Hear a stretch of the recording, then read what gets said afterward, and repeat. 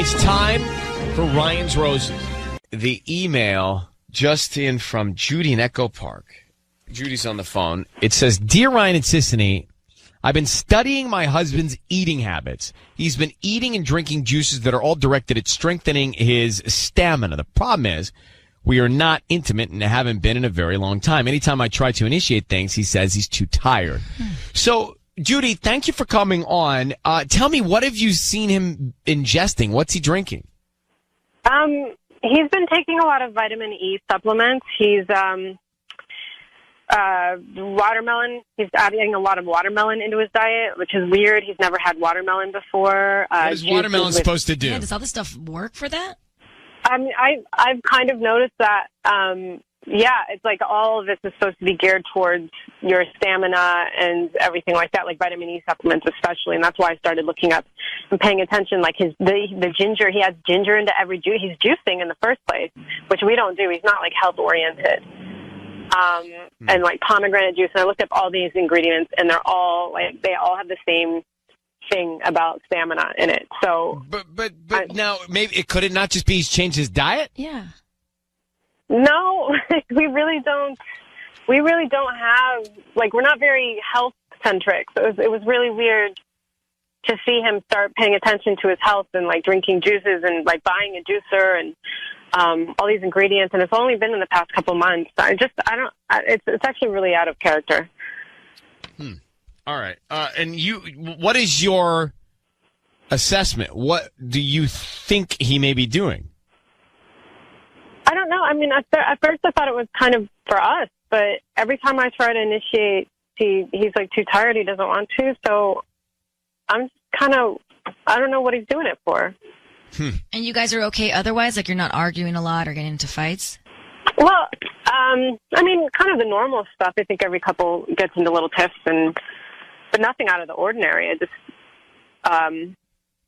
He just seems maybe a little bit more distant than normal, but like everybody kind of has their ups and downs. But I guess I started, just all the behavioral changes kind of made me pay more attention to what he was doing. Okay, well, let's do this. Let's come back and call him and find out who he sends the roses to. Hang on one second. We've got Judy on the line. Judy, how long, Judy, have you been married to him? How long? 7 years. Okay, so she's seen him ingesting all these things that are supposed to help your endurance, and she doesn't quite understand it because they haven't been intimate. They're not. It's just they're not doing that. So she thinks maybe he's directing it elsewhere. Judy, we're going to call him and try and find out what's going on and who is top of mind, who he sends the roses to, and what he puts on the card. I need you to say, Ryan, you have my permission to call, and then whatever his name is on Kiss FM. Ryan, you have my permission to call on Kiss FM. So Sisney's going to call him, offer him some roses, and want to find out who he sends them to and what he puts on the card, okay? Okay. All right, good luck. Here we go. Thank you.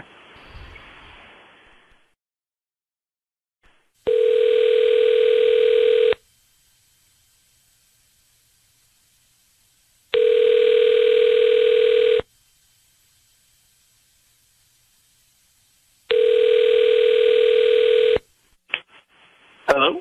Hi, I'm looking for Charlie. This is Charlie. Hi, Charlie. My name is Jen. I'm calling from the Enchanted Florist here in Echo Park. How are you doing this morning? Good. How are you? I'm good. So we're brand new to the area right on Glendale near Sunset, and I'm calling because we're trying to promote our delivery service where we're giving away a free dozen red roses. And today you can send them to anybody that you'd like. They're absolutely free. You can actually pick any color that you'd like, and they'll get them by lunchtime. And there's no cost at all?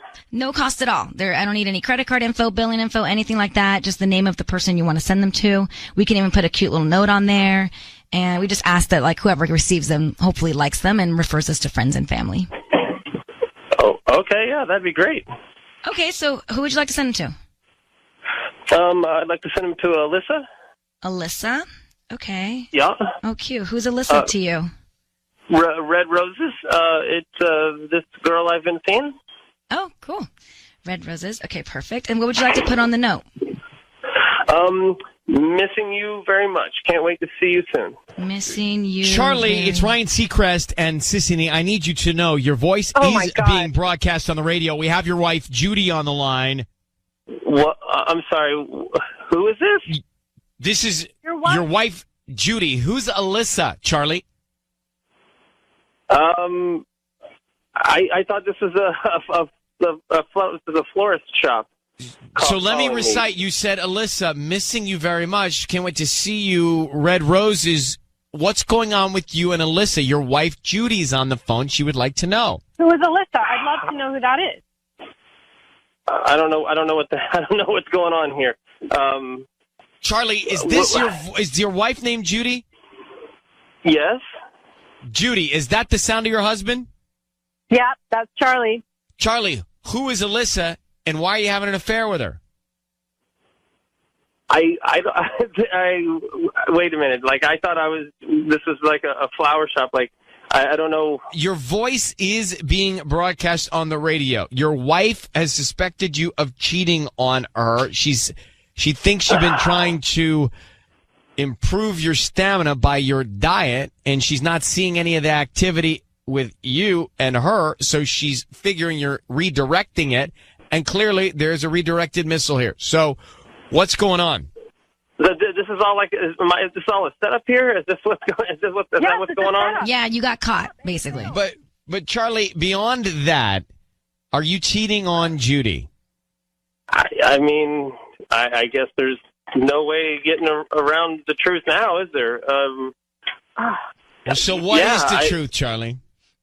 I don't know what to say. I mean, I just, Judy and I have been together for 7 years now, and I don't know, maybe you want to call it the 7-year itch or something, but... All right. You know what? I don't want to hear anymore. Can you please just get out of my house? Just get out of my house and get it before I go home too. Because if I go home, I'm sorry, honey. I don't know what to say. I didn't mean You didn't mean to start a relationship with somebody else?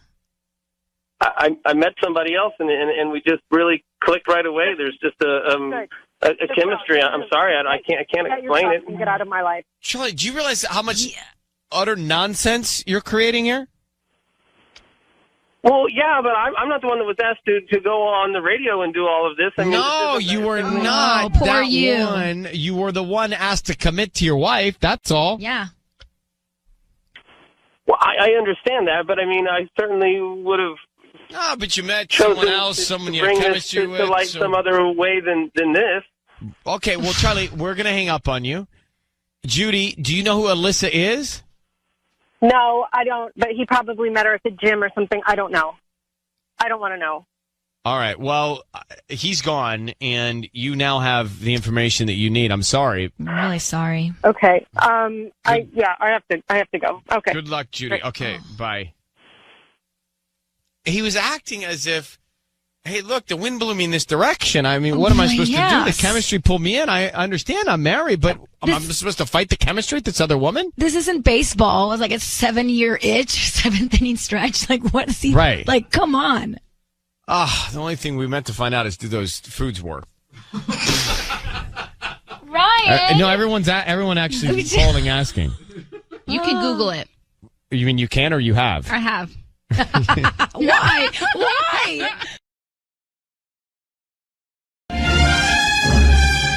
It's time for Ryan's Roses.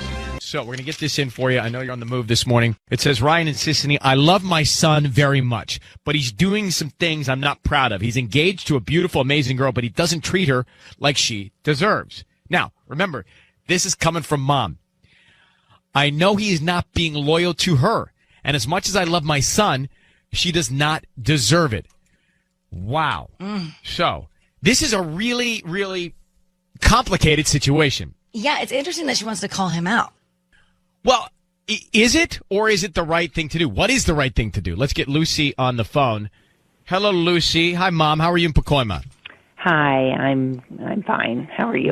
I'm good. Have you questioned yourself where should your loyalty fall in this situation? It's always with my son, but this is just a different This is just different. How do you know he's doing something wrong? How do you know he's not being loyal to her? Well, I don't know, but I just have a very strong sense, and I think mothers know, and I can hear him talking to other women, and I just know he's always been a bit of a player, and honestly, it's never really bothered me before because he's young, and I think that's what you're supposed How old is to he? do, but, well, he's 22. Young. But you don't know that he's doing something wrong? I mean, you hear him talking, but you don't know. It seems to me this is a very high-risk scenario for mom to get involved if you don't have real concrete facts. Is there more to it? I know. I'm sure of it. I mean, yeah. How are you sure of it? Well, just the way he talks to other people, the way he walks around, the way he treats Megan. I'm pretty sure. I just have a very strong. I think moms know these things. Why don't you talk to your son about it? Well, I've asked a couple times, and he says no. He's really in love with her, and she's very, she's quite wonderful. So I you like her? He should be. Yeah, I think she's terrific. I mean, she's smart and she's beautiful. So you just so we're clear, and then we'll move on. But you realize you may screw this whole relationship up by meddling. Well, I don't think that I should mess it up. I mean, it should be strong well, this is going. I mean, it's not going to end well. Yeah, are you really close to your son? Well, I think so. I think we're close. I mean, I think I'm just really concerned about, him and his future. I don't think he should mess this up with her. She's. What really have you heard special. What have you heard him say that has you so suspect here? Well, you know how. I mean, how guys talk, and the way he's on the phone with these other people and text messages and things like that. It just does not seem appropriate. He should be spending more of his time and effort on her, not on these other people. Lucy, I need you to say, Ryan, he's 22, by the way, 22 years old. I need you to say, Ryan, you have my permission to call, and then whatever your son's name is on Kiss FM. Ryan, you have my permission to call on Kiss FM. Here's what we're going to do. We're going to have him on the line. Sissany is going to offer him some roses, and we want to find out who he sends them to. All right? And his fiance's name is Megan, you said? Mm-hmm. And then what he puts on the card. All right, here we go. Good luck.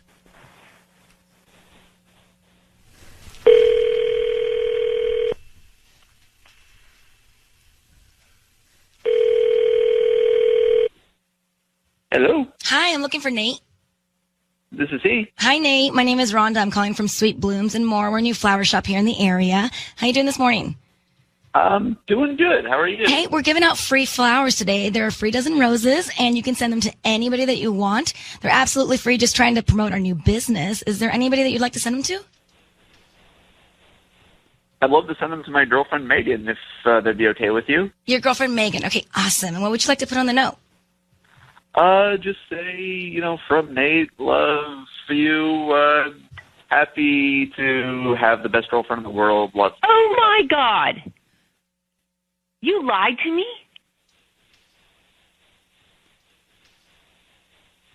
Hello? Hello? Hello, Lucy? Oh, Is Nate there? Is Lucy there? we lost both of them. Did we lose them or they hung up on us? They hung up on us? So hold on for a second. She said, hold on, you lied to me. You lied to me. Huh. I'm telling you, she doesn't like what's going on here, which is why she's getting involved. What is going on? Can you try and get them back or get him back or get her back? All right, try that. Let's play this and we'll come back here. And by the way, if you're listening, what was that about?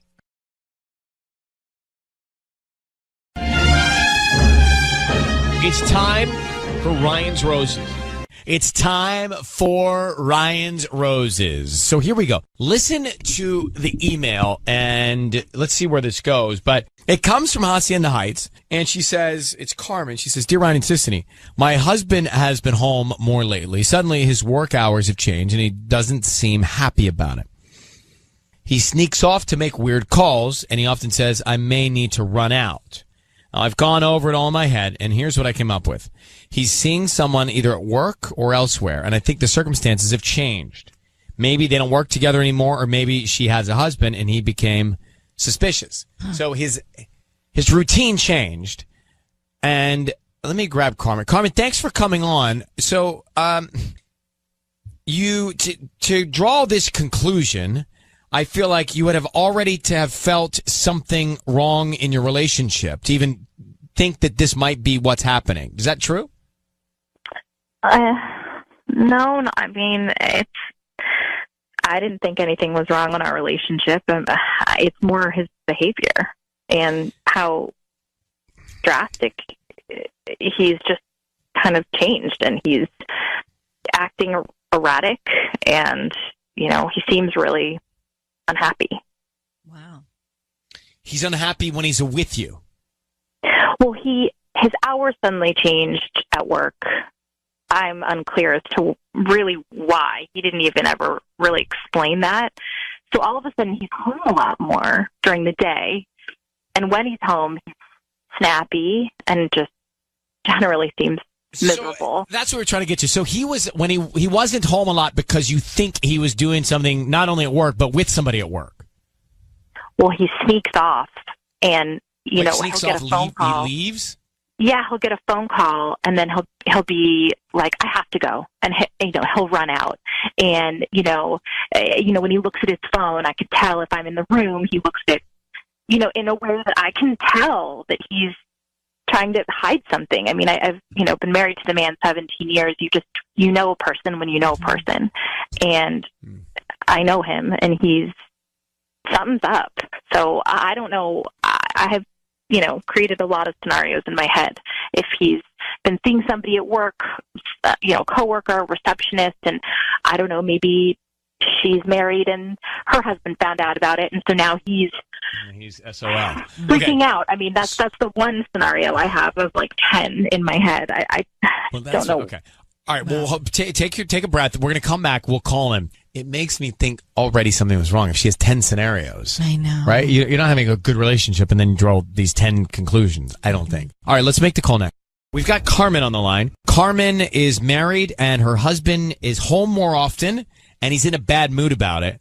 She thinks that it's because he had a relationship with somebody else who has since left his office. Her husband found out about it. Something has changed. Right. Something where he was occupying his time and his happiness has changed. And now he's home, and she thinks it was somebody else, that he was cheating with somebody else that's no longer around. So we're going to make the call. All you need to do, Carmen, is say, "Ryan, you have my permission to call," and then whatever his name is on Kiss FM. Ryan, you have my permission to call. Find out what's going on. Sisney's going to offer him some roses, and then we want to find out who he sends them to and what he puts on the card emotionally, specifically what kind of detail we get from that. So good luck, okay? Thanks. Be very quiet. We'll call him now, okay?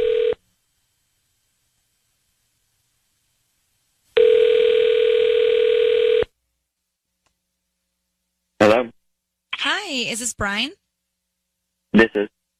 Hi there, my name is Brittany. I'm calling from Pretty Petals. We're a brand new flower shop here in Hacienda Heights. How you doing this morning?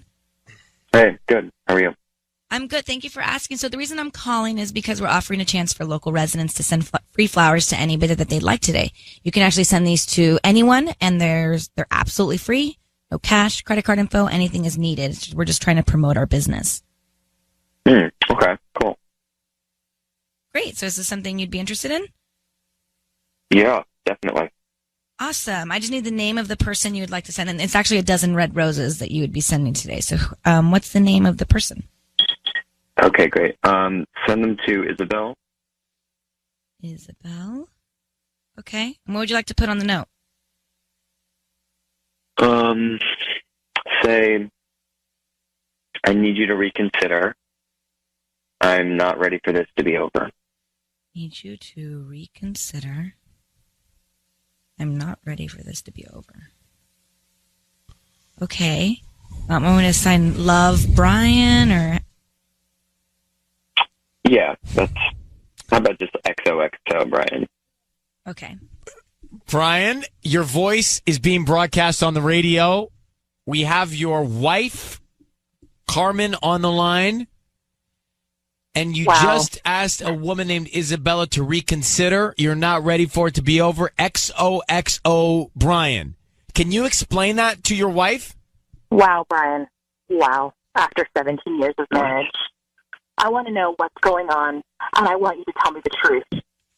We have 3 children together. Whatever it is, just be a man and be honest about it. Right Okay, now. hold on a second. Carmen, what is this? Are you kidding me? This is you acknowledging what's been going on. What I've known is clearly going on. This is you. You just admitted it. So now come You really- on with it. Come You really want to do this on the radio like yeah, this? I want to do it on the radio. And I want you to be truthful. Who is Isabel, Brian? I don't.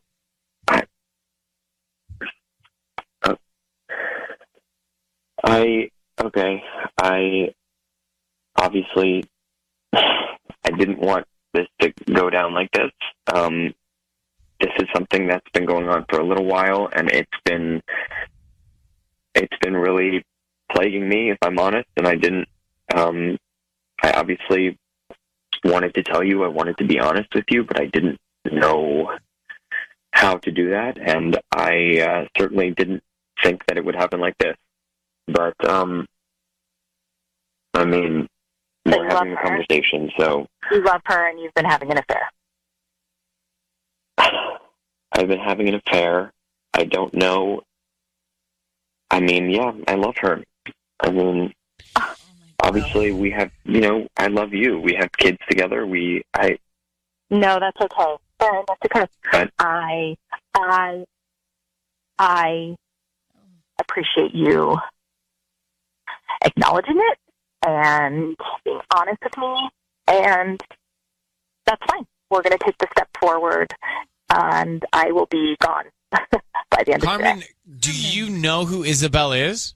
No, I don't know who Isabella is. Brian, how long has this been going on? This has been going on for at least half a year. And why do you say she should reconsider? What is she? What's she doing? Well, I mean, I just want her to hear me out. I want her to hear the whole story, and I promise to be honest and candid about everything. And Does she not know about your wife?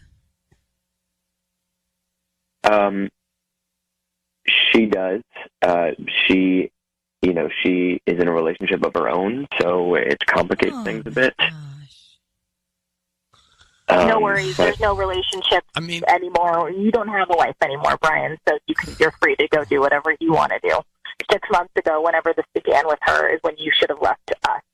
You should have left your family then. You shouldn't have embarrassed them this Carmen, way. it's not that simple. I mean, we have an entire history together. We can't just You think erase it's that it. simple? You decided to ruin that. What are you talking about? You think You it's sound that simple? delusional. Like, I never had feelings for other people, or I never imagined my life with other people. Brian. Really? You've Okay. never done that? You've never No, done I've that, never really? done what you just said that you've been doing. I've never done, because I care about our family and our children. And I've never. I do too. I do too, Carmen. But sometimes life happens, No, you don't. And that's okay. Like I said, I will be gone by the end of today. You are free to go do whatever it is you want to do. Why do you Can have to we- be gone, Carmen? Kick him out. Let's just, okay, can we just, Well, one of us I don't know who needs to these go, and people I are will never who are on the see phone you with us. again. Can we talk So- separately about this? Yeah, you guys should talk about it. Carmen, your instinct was almost, I'm looking at your email, was almost right on about what was going on. I knew it.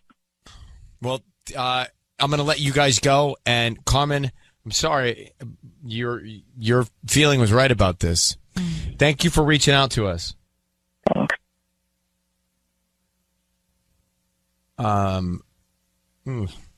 That was tough. Hurts. Right? Really hurts. I think, well, look, we'll come back in a second, but I think Carmen, I feel like she was prepared for that outcome. She was very Right? calm in a I feel weird like way. she was prepared for that. That's basically what she said she thought was going on. It's almost like she prepared herself for that. Wow. I do want to bring you up to speed on this Ryan's Roses. If it's the first minute that you've gotten here, we did have a call, and it's really interesting what's coming in because Palmdale is saying, I appreciate that he admitted having that affair. We're going to go to that call in a second. Also, Eddie, he's in Ranch Cucamonga. He's with his coworkers, and they have a theory.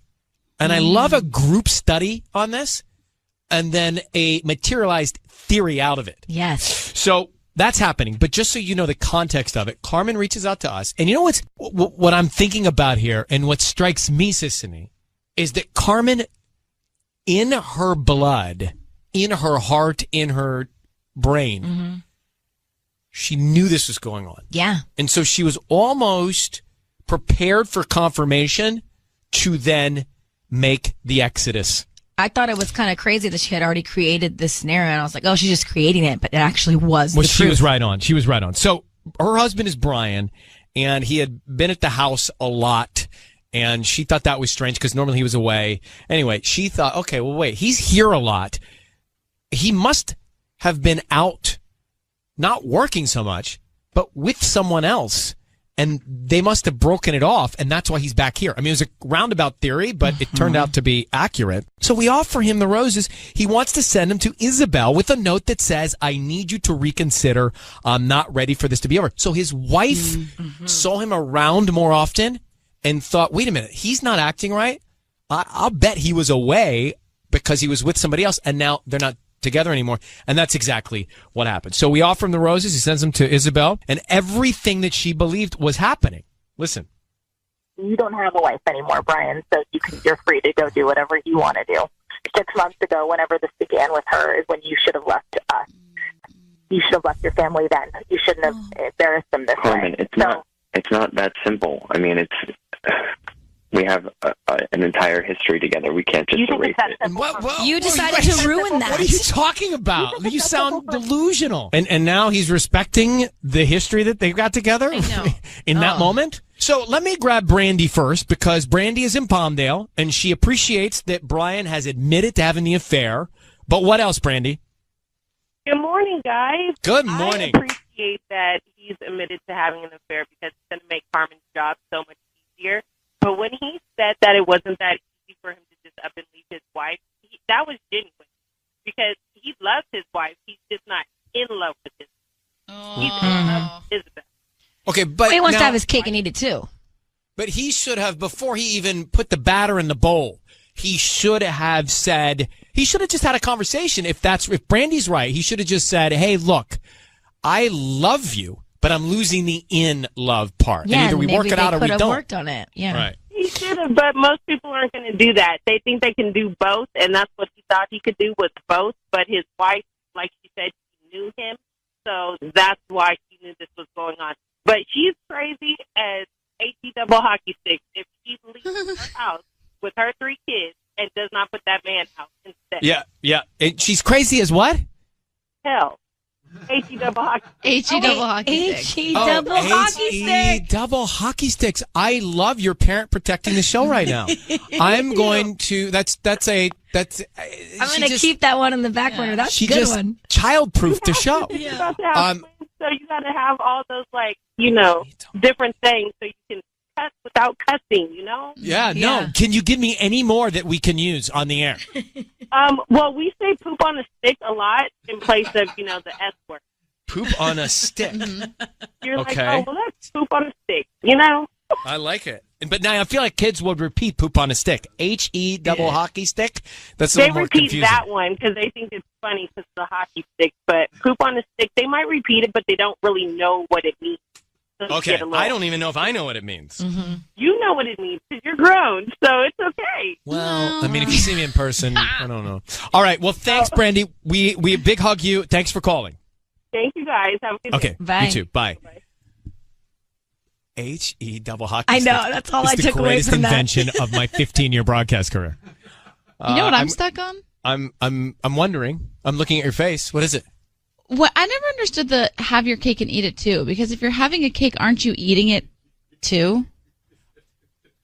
Am I the only one? Actually, Tanya may have a good point you on actually this. do bring up a good point. So Wow. you wanted to have your cake and eat it too. And if someone gives you your cake, they give it to you to not eat. They give it to you to eat. If you're having cake, you're eating Why it. don't you, would you research the root of that? Sure. Sissy just We'll said come it, back. and I really got thrown off. I like it. So you research that Okay. search. We're going to come back also with Eddie, who has an office theory. Eddie, are you there?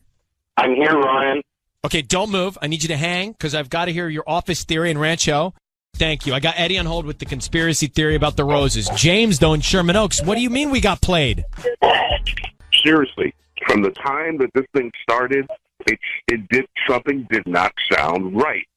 Her entire reasoning for calling seems off. I mean, any other call that you guys have ever had, they're calling in while the affair is going on. They've had some doubts or whatnot. So if she's had doubts or whatever, and she didn't call, that means that she played this from the very get-go. This was a setup. Nothing about it sounded kosher. Her reaction to everything was just way too calm. She's probably literally had her bags already packed and out the door already. She might even have somebody waiting for her, but none of this sounded right. The whole thing. So sounded like a setup. so meaning he did cheat or he didn't cheat? No, either he did cheat, and this is her way of basically use you guys as her exit strategy, or the whole thing is bogus. I lean more towards that, the whole thing being bogus, simply because in all of the calls that you guys have are usually, and my wife and I listen to you guys all the time. The wife is always calling in because she suspects something is going on. Because the husband is away, not because he's there more. Sissany wouldn't be complaining if Michael was spending more time with her. That would be the last thought that she would have, would be that he's having an affair. That was unless she's paranoid. Right. I wonder if she. Look, you may be right because we're in a vacuum taking these calls all the time. But James, thank you. I have Eddie with a theory from the whole office. But James, before I do that, will you just do me a favor because your voice is rocking my core? Would you say 102.7 Kiss FM? 102.7 Kiss FM. Eddie, thanks for holding in Rancho. So you in the office, you've got a theory about this Ryan's Roses? Absolutely. Tell me. So there is no possible way on earth that after 17 years, a woman would just say, all right, I'm out. That's it. Yeah. I'm leaving. So, she's for sure taking 2 slices of cake elsewhere. There's no way that he's the only one at fault here. So you think her calm, poised reaction was a result of her previously cheating? I think she, for sure. That's why when he said, are we really going there? She's for sure had affairs in the past and, cheated on him. There's no way. I like the way you psychoanalyze this. Where do you work? For whom do you work for and with? I'd like to tell you I'm some type of counselor, but I'm not. We're a construction company, and every morning we listen in to you guys, and it's our therapy. Well, hi. That's so awesome. No, you know the architecture and construction of a relationship. I mean, this is. I'll tell you what, I know that you can't build a house without a foundation. That's and, right. There we go. This thing's done. You are She's the been brick cheating to on my him mortar. For a while as well. They're not good for each other. They're done. How many people in the office there? There's 12, and about 6 of them are jumping around in the background right now. Happy as can be. You guys are the best. Thanks for listening to us. Take care, okay? You got it, Ryan. Thank you. Later. Bye, guys. Bye. Bye. Okay, Carol. Yes. You can have your cake and eat it too. You can't have it anymore once it's eaten. So if you eat your cake, you can no longer have it. So that's why you can't do both. So you're supposed to stare at it? I'm sorry? You're supposed to just stare at it? Yeah. We're confused by this because Tanya was saying that she doesn't understand the phrase because the guy, we were saying this, Brian, wanted to have his cake and eat it too in the relationship. Right. Tanya said, hold up, wait a minute, let me put some boom in it, and which we should search the origin of that as well, but I think it's a cheer from my junior high days. Yeah, I don't think that's widely known. have your cake and eat it too. So if Sissany gives me a cake, I have my cake. Now, yes. if I don't eat it, she's going to be offended that I don't eat it. But if you don't eat it, then you still but it has have it. nothing to do with that. Exactly. It has to do with one or the other. If you want to have it, you can't eat it. No, but if you I eat have it, you can no longer have it. Well, why would I let it go stale? It has something to do with the French and Marie Antoinette, and I don't know exactly the order. She's going biblical dates. She's going way back, Marie Antoinette and before. Take it to Mesopotamia. Let's go back to the days of aqueducts and cakes and eating it too. All right. Well, we love you for listening to us, Carol. Thank you for explaining that. Love you guys too. All right. All right. I'm equally. Have a good morning. If you give me a cake and I don't eat it, I feel like that's the offensive act. I know, I agree. But if I have my cake and I keep having my cake and I don't eat it, that's great. But my cake eventually goes bad. So that's bad. So if I have my cake and I eat it too, it seems like the good result. Apparently it's not. Well, let's It's not gone. cry over spilled milk here. Oh, jeez. What does that mean? Well, that is, if you spill your milk, it's not that big of a deal, so don't cry. And so that my mother, she would know. I may have to find her about the cake because she might have a good explanation of the cake. Hi, Jen. How are you in West Hollywood? I'm good. How are you, Ryan? I'm good. We just heard that Ryan's Roses call, and people are having a hard time understanding how she was so calm and transactional in reacting to her husband having this extramarital affair. What's your view? Well, I think that sometimes women, we have this intuition when our partners are cheating on us, and to me it sounded like she had already sort of come to terms with it, and she just wanted that confirmation by doing the Ryan's Roses call. But, I mean, I've had situations where I've been dating someone, and, I remember this one guy, he had a girl post on his Facebook wall, and I just was immediately suspicious, and I felt crazy about it, and by the time I confronted him about it, I was right, first of all. And second of all, I get it. By that point, because I accepted it already. I get that. But to your point, there's a nucleus of intuition. There really is. That is within the epidermis of individuals that can suss this stuff out, and they've got this remarkable telekinetic, whatever radar, where they do say, like, if I start thinking of someone, they might call. They do say there's, like, your inners are able to detect things. It sounds like that's what she did with this, because otherwise you can't take it like that. Jen, I'm all worked up. All right. Thanks for calling. Yeah, of course. Thanks, Ryan. Right, my shirt's coming out, like, untucked. And my hands are in the air. It's time for Ryan's Roses. If you boil it down, it's a public service. And we got this email from Jackie in Riverside. And she says, Dear Ryan, my husband and I work together at the same company, but in different departments. I was told by a coworker that my husband was called into his manager's office because there were rumors he was fooling around with one of his other coworkers. I asked my husband. He said the meeting was not about that at all. I asked his manager. He told me he was in no position to disclose any information regarding the meeting, which is strange. Yeah, because it's his wife. Right. And if the meeting's about business and you're in the same company, you could at least give the category of the topic of the meeting. Yeah. So, and she says everybody at work now is gossiping about this. Jackie joins us now. Oh. Jackie, it is strange that this rumor would happen. Then you would go to the manager, and the manager wouldn't at least give you some peace of mind. Yeah, exactly. But he wouldn't do that because he said that he couldn't disclose any information to anyone regarding this situation. But there's just a lot of gossip going on, and I'm feeling very uncomfortable, and I just feel like I want to know what's going on. So you guys work at the company in different departments. Do you see each other throughout the course of the day? No, I work in the office. He works in the warehouse, so we don't see each other. And we've been there for 6 years. Yeah, same company, like upstairs, downstairs. So I don't see him. And do you happen to know this other person that's being rumored to have an affair with your husband? I know she's in the department. I don't know her, but I know in his department. In his department, yes, she's in his department. But I've seen her, but I don't know her. I can't figure out. So I'm just putting myself in the manager's situation here. So if I'm the manager, and does the manager know that there are rumors? Did you tell the manager there are rumors that there's an affair or something? No. What happened was I was told by another coworker that my husband was called into the manager's office because there were rumors going around that he was having an affair.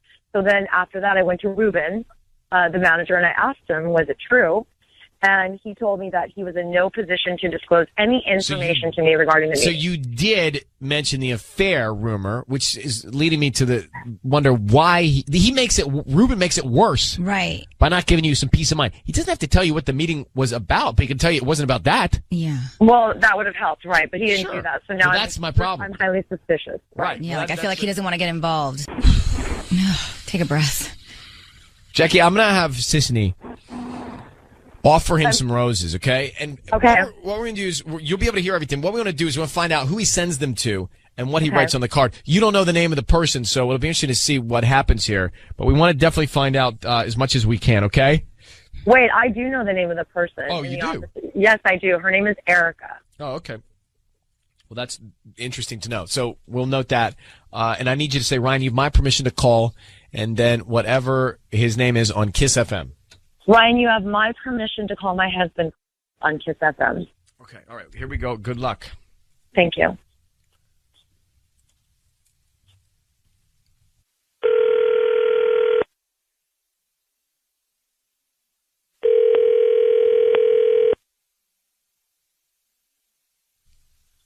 Hello? Hi, may I speak to Carlos? Yes?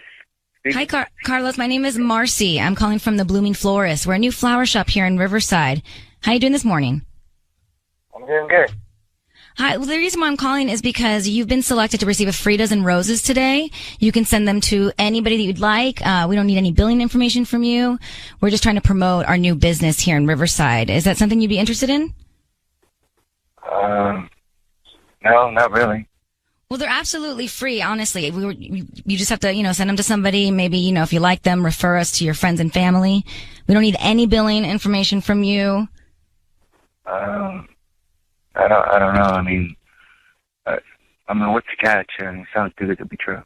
No, there's no catch. We're just pulling people at random every day, and you've been selected today. And all that we ask is if you guys like the flowers, you can refer us to friends and family, maybe for Mother's Day. I can send it to whoever I want? Yes, I just need the name, and then we can write a quick note, and we can get those out this afternoon. So who would you like to send them to? Okay. I would like to send it to Erica. To Erica. Okay, and what would you like to write on the note? I would like to say, you never know. You never know. Carlos, it's Ryan Seacrest. I want you to know your voice is being broadcast on the radio here on Kiss FM. That's Sissany. Your wife Jackie is on the line. What are you sending flowers to Erica for? Sending flowers to Erica for? What is going on? Are you fooling around? No, I'm not fooling around, babe. Why are you lying to me? Why would you be sending Erica flowers? Why? Jackie, I'm not sending her flowers because I'm fooling around. You are a liar. What's going on? Anything you're saying. Why would you send another woman flowers? I'm your wife. Why do you say you never know on the card, Carlos? Because of everything that's going on at work. What's going on? Easy.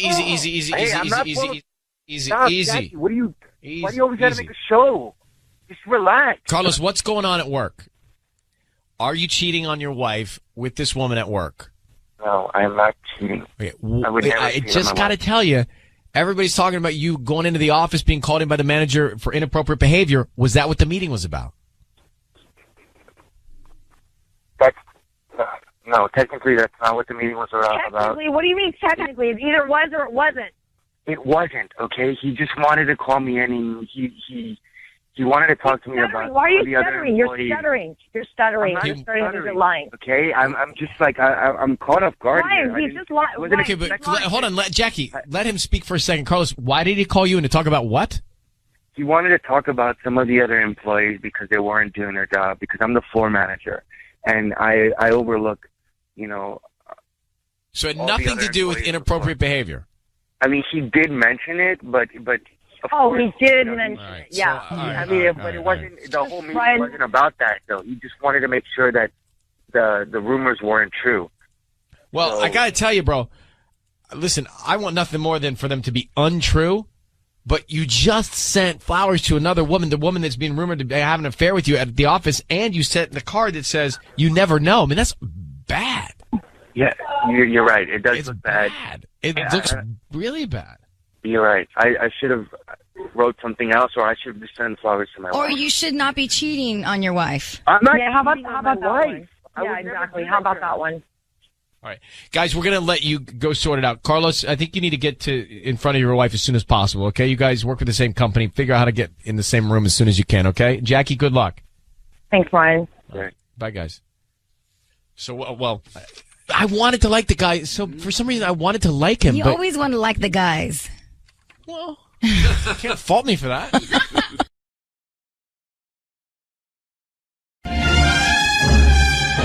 It's time for Ryan's Roses. Here is the email we got from Omar in Norwalk. My wife went out of town recently for a girls' weekend, which she doesn't do very often. But when she does, I'm totally okay with it. But I'm starting to think that this time was different. Normally, they make such a big deal out of it and talk about it while they're planning it and all that stuff. But this time, she didn't discuss any details with me. On top of that, things have been strange ever since she got back. I don't believe she went with her friends at all. Or if she did, something went on that shouldn't have.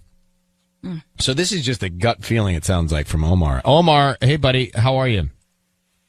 I'm okay, man. How are you? Okay, thank you. How long you been married? 9 years.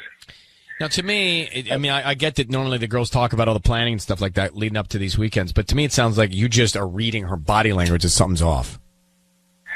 Yeah, well, since she came back, first of all, she didn't really discuss any details with me, which is what she's done in the past, and so it was kind of weird to begin with. And then when she got back, she just changed.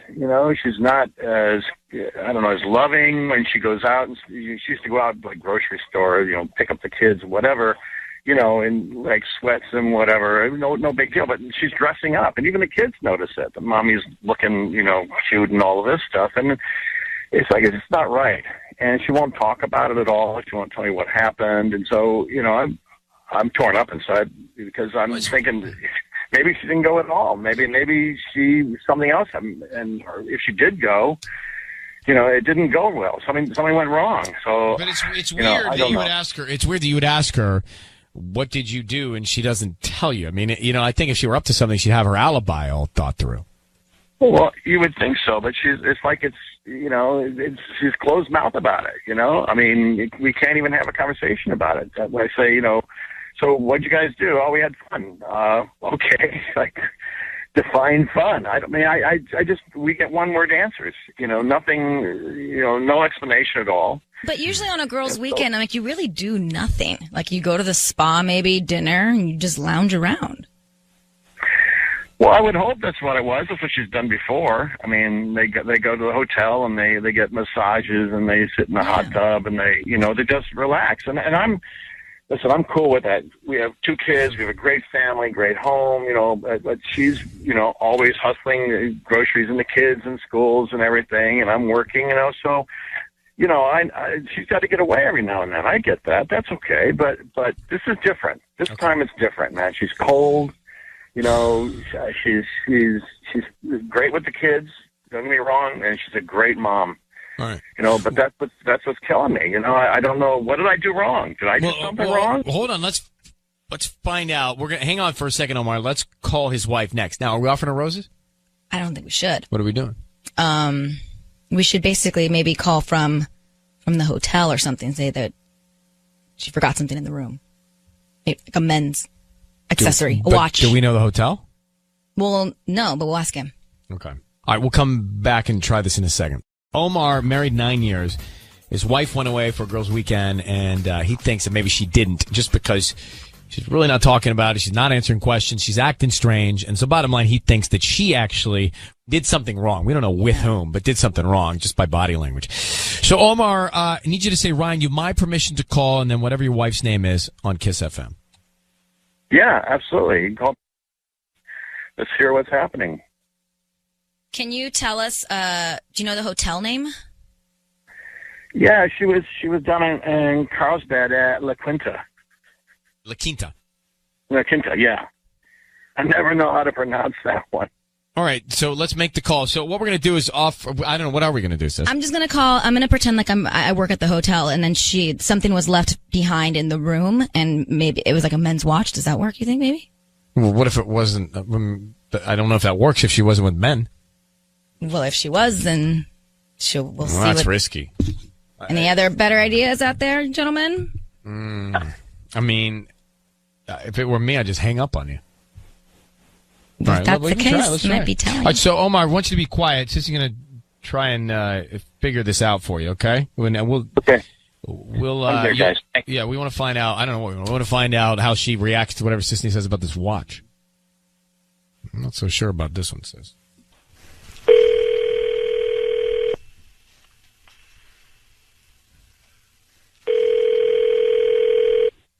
Hello? Hi, is this Brenda? Yes. Hi, Brenda. My name is Josie. I'm calling from La Quinta Inn. How are you doing? Oh, I'm good. Thank you. Thank you for staying with us this past weekend. Actually, I'm calling because we found a men's watch in the room that you were staying, and I just wanted to confirm that was yours, and we could send it to you if you'd like. Oh, that must be my friend. I guess let me have him call you, and then he can tell you where to send it. Does that work for you? Yeah, that totally works for us. You can find our number on the website, or I can give it to you now. Yeah, that'd be great. Brenda, it's Ryan Seacrest. Your voice is being broadcast on the radio. I need you to know that. I've got your husband, Omar, on the phone. And whose men's watch is this? Who's your friend? Hi, honey. What is this about? This is about your husband thinking that you didn't go on a girls' weekend. And, oh my gosh. and so, well, by the way, Sissany is on with us here. She just made the men's watch up, but clearly you fell for it. You were with a guy? It's nothing. He's a friend of mine. He's very nice. What was this guy doing on the girls' trip? Why was he in your room? He lives down there. I met him the last time I went on a trip. He must have just left his watch. Let me let Omar ask the questions. Omar, please. I'm like totally blown away here. Hey, Brenda, I mean, how long have you known this guy? I'm sorry. Can we talk about this like later at home? Well, no, we tried at home, but it didn't work. So what? So you got to tell me, how long have you known this guy? What's going on here? I mean, we got a family here. We got 2 kids. We got a whole thing going here, and you're meeting a guy, and you didn't tell me? He's just a friend. I met him the last time, we took this trip down there, and he's just a friend.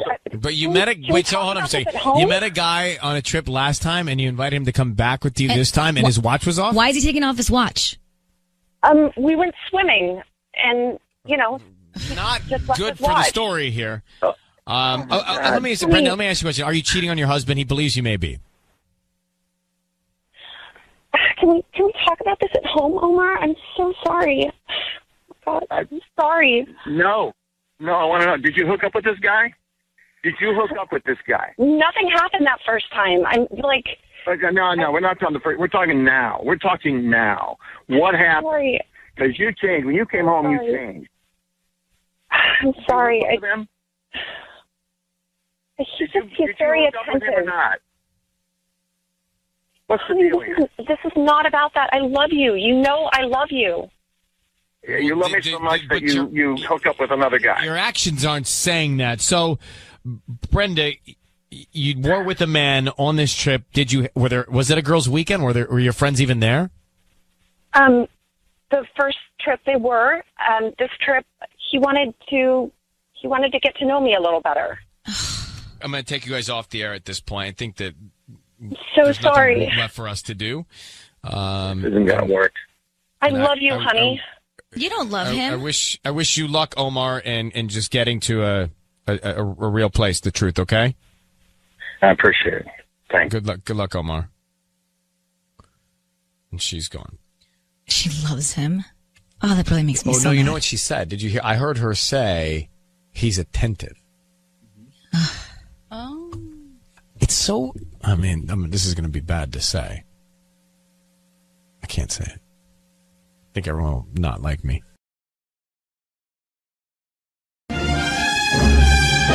102.7 Kiss FM. Time for Ryan's Roses. So Audrey is on the phone. Audrey, thank you for coming on. What is concerning you about your husband taking your daughter on play dates? What is bothering you?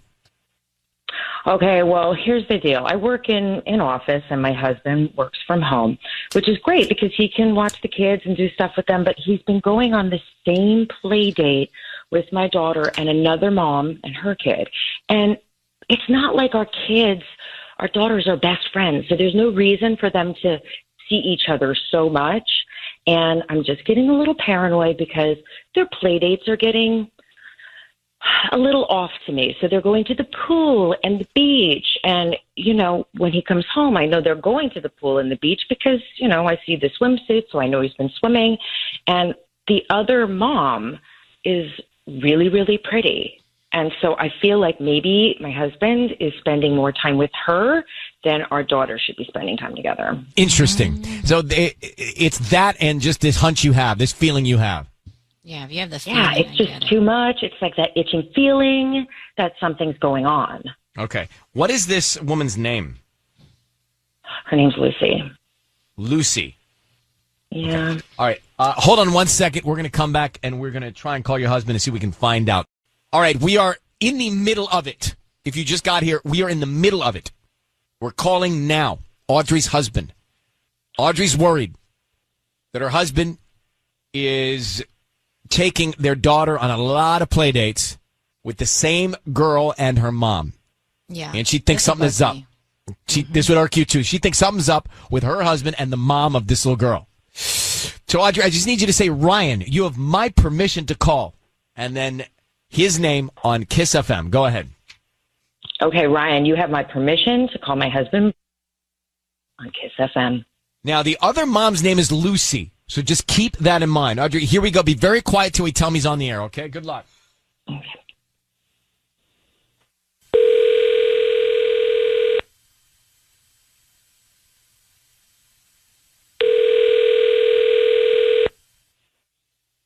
Hello? Hi, is this Brian? Yes, it is. Hi, my name is Holly. I'm calling from Butterfly Blooms. How you doing this morning? Oh, I'm good. How are you? We're actually a flower shop in La Cañada on Foothill and Oakwood, and we're offering local residents right now a promotion. So hear me out. Hopefully you'd be interested in this. It's a dozen red roses that you can send to anybody that you'd like, and they're absolutely free. Oh, absolutely free. I don't need any credit card info, any cash. We just hope that you refer us to friends and family. We're just trying to spread the word. It's a promotion we do about once a month to local residents. So is that something that you'd be interested in? Yeah, sure. Great. Just need the name of the person you want to send the roses to. Oh, send them to Audrey, my wife. Great. And what would you like to put on the card? I love you. Simple. I'm sorry? That's simple. It's cute. Hey, Yeah, Brian. just, I love you. Hi, Brian. Your voice is being broadcast on the radio. We have your wife, Audrey, on the phone right now. Audrey's asked us to call you because she's concerned that you're spending a little too much time with your daughter's friend's mom named Lucy. Why do you think she's concerned about that? Should you be concerned about that? I'm sorry. Hi, Brian. Audrey, what? Audrey feels like something's what are you going on doing? between you and Lucy. Can you explain to her what's happening? You think I'm doing something with Lucy? I mean, nothing's going on with been Lucy. spending a lot of time together. Yeah, because we're doing the play date thing. That's what you said. You said don't do a lot of screens, and because of COVID and the camps, we're not doing camps. So, hey, do you think I'm cheating on you? I know, but it's always Lucy and her daughter. Like Catherine the other day had said to me that she wanted a play date with our daughter, and you said, "Oh, we're busy," and so I started getting paranoid that you really just wanted to hang out with Lucy, and that our daughter didn't even really want to hang out with her kid. Well, I don't even want to hang out with Kathy. I don't want to hang out with Kathy because Kathy makes me uncomfortable. I don't want to hang out with Kathy. I'm hanging out with one person because I look, how many play dates, how many friends does she have to have? We hang out, the same mom, the same kids. It's easy. It's easier for me because I'm doing something. I got work. I got a bunch of things going on. I can't believe you do that. I am offended. I am offended. Why are you When so I feel offended? I Why are you feel so offended. aggressive? Hey, let's take the temperature down here a little bit. Let's take the temperature down here a little bit. Yeah. Brian, very defensive. It's not a good sign. Well, okay, look, I'm not doing anything. We go out, we go to the beach. It's nice. We have a good time. I don't have that many friends. How many friends is my child's in the 3rd grade? How many friends is she supposed to have? You go to the beach with this other girl's mom? Yes. And you have a good really time? pretty too. And you have a good Way time? Pretty. Doesn't even look like she's had kids. She's very, she's a pretty. She's pretty. There's lots of pretty people out there. What? Yeah, Brian, your wife is. She doesn't. I don't know if something's happening or not, but she doesn't feel comfortable with it. It sounds. Audrey, it's very interesting that Brian got so dramatically defensive. I don't take that as a good sign. No, you're. Well, that Brian, is I'm not just telling safe. you. I'm just telling you what I heard. I mean, it is kind of weird, Brian. How would you feel, Brian, if the roles were reversed and your wife was going with the husband all the time to the beach and they're in their bathing suits every day? Saying I'm having a good time. We're having fun. I trust my wife. I love my wife. I wouldn't cheat on my wife. I wouldn't expect her to cheat on me. Well, listen, we're going to let you guys settle this. Audrey, you got the information you got from us here. I think you guys should have more of a talk about it later, okay? I appreciate it. Thank you. All right. Brian, get home. All right. Good luck, Audrey. Thank you very much. Well, I wasn't so worried until he got very heatedly defensive. Yo, he went from 0 to 60. Although the whole real concept fast. doesn't sound okay, though, does it? The whole concept doesn't sound right. I don't love it. So we had Audrey and Brian on the line, and he got very defensive when we said, hey, your wife's worried about you going out on play dates with your daughter's friend's mom all the time. And he said, look, I don't have many friends, so we take our daughters to the beach and we have a good time. Just the concept of that doesn't sound great if they're doing it all the time. Yeah, exactly. And then he goes on to how he doesn't like the other mom, so it's specific to this mom. You just like hanging out with this mom. And, yeah, it was too many excuses, and he was heated. So it was like, Well, but, and also, what do you mean I'm busy or I'm working and you're out at the beach having fun with another woman, another mom? Yeah. It all doesn't seem right. Then the guy got so warm. He got so warm and defensive. Yeah. I mean, I had not heard that kind of warmth in a long time. I mean, it got my attention. I was actually, until he really got into it to explain what they were doing, I wasn't quite sure. But he got very combative. Mm-hmm. Maybe he knew it was us because he went straight to let me send the roses to my mom, or let me send the roses to my wife. And he's like, yeah, I love you. I mean, he didn't sound so passionate, did he? Mm-hmm. Sounded very robotic about it. Michelle, what do you think? You're on with us. Hey guys, I think to be 100%, I think it's just really difficult being a stay-at-home dad. I feel like this is the same thing that happened with Toby on This Is Us, because honestly, if he's at home, he's going to be engaging with mostly moms for play dates. And so what if, he might really enjoy seeing Lucy in her bikini at the beach, but it's always going to be, the wrong thing to want to see or the wrong thing to want to be around. It's just a bad deal, to no fault of his own, but... Well, I don't know. It sounds like there might be some fault of his own there. I mean, sure, there can be lose-lose situations, but this one didn't sound great. All right, Michelle, thank you for calling. Thank you, guys. I mean, if I were married, I don't know that I'd love my wife going to the beach with some dude all the time, regardless of our kids' friends.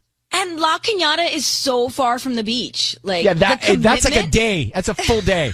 It's not just like walking down the Strand to lay down a towel on the sand left of the pier. Exactly. Maybe their kids like the beach. Yeah, but that car ride with kids. You believe Brian? Brian just hanging out? Here's the thing. I don't necessarily believe him. I thought that he was really defensive and to a weird degree. But I think the fact that he's trying to find things for his daughter to do, I mean, I don't hate it. And I think that what they really need to do is, if it is making her uncomfortable, she needs to communicate that to him, and then he should make a change. But so you want us to quit Ryan's Roses altogether? Basically, what you're saying is, why are we even doing Ryan's Roses? No, but I'm saying that she didn't communicate before that's what she's saying. before they She's did saying, it. why don't they just communicate? Why are they calling us? Why is she even writing to us? Why didn't they just communicate? That's what I hear. I'm going to see how far, like, Santa Monica from La Cañada right now. I'm doing directions. Sissany, it's not the point. 30 miles away. It's 30 miles. And in traffic in L.A., that's a day. That's 2 hours, yeah.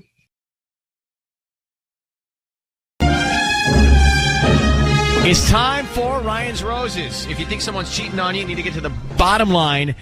But this is going to be intense. I can tell already based on the email. We're here as a public service to help you.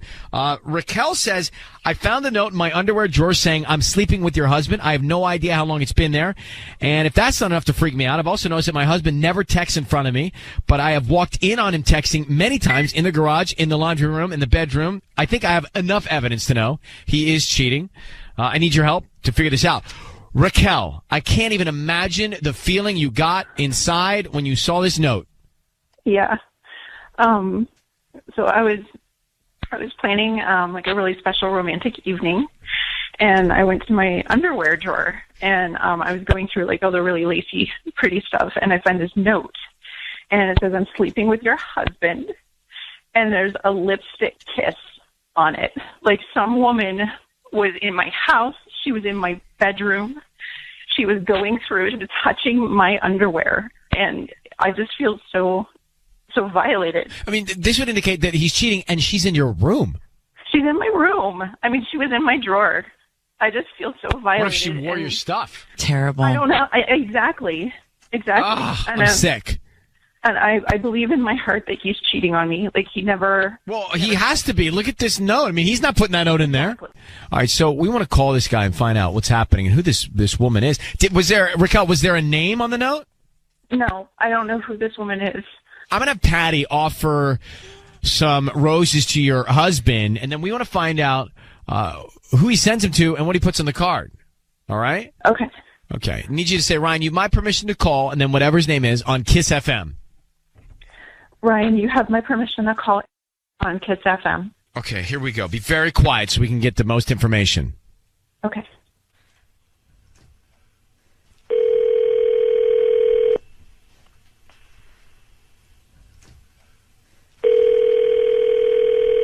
Hello? Hi, may I speak to Eric? This is speaking. Eric, good morning. My name is Patty, and I'm calling from Thoughtful Flowers. How are you? I'm all right. What's the purpose for this call? I'm calling you because you've been chosen to receive a free dozen roses this morning at no charge. I'm also including free delivery. All you have to do is just give me the name of the person you want to send them to, a note and the address, and I make sure they get delivered today. I'm only calling 5 customers today, so you're one of the lucky 5.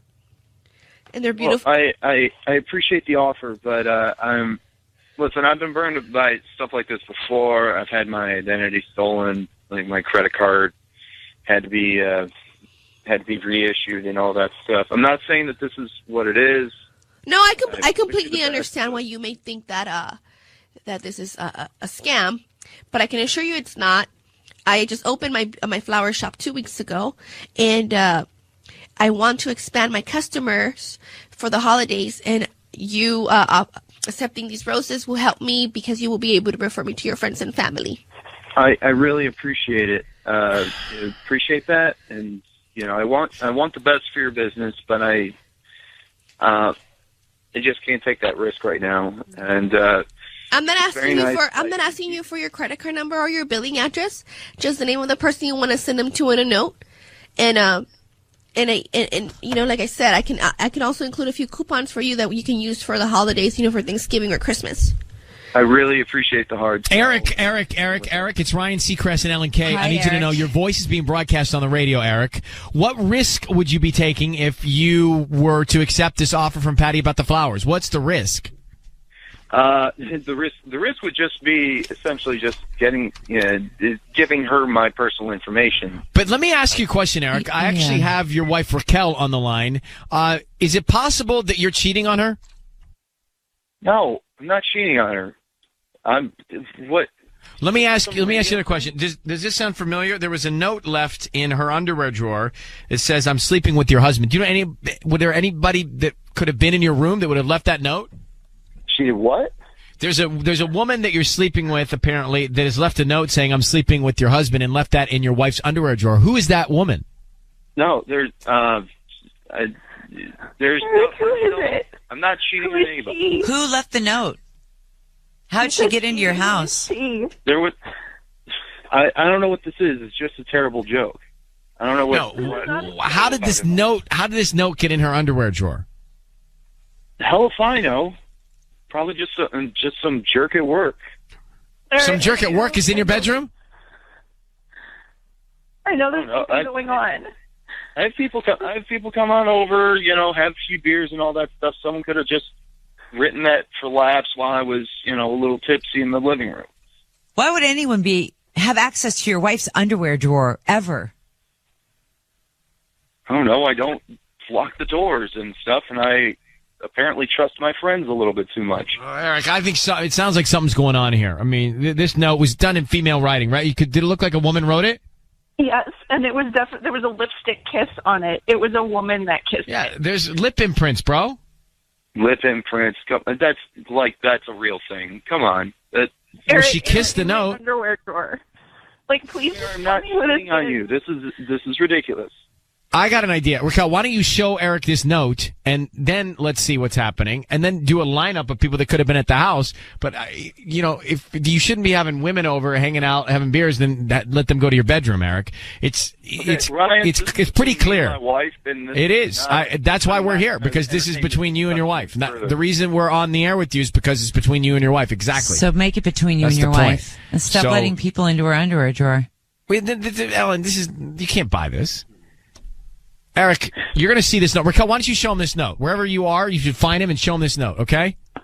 Okay, I just don't understand. I mean, it was obviously a woman that it's there. Clear. Listen, you'll find out. He's hung up on me now, but there's something going on. I don't understand why he's letting women in our bedroom. I mean, he never texts in front of me. If I come into the room and he's texting, he stops right away. I know there is something going on. Well, of course, you have this note. You have this note.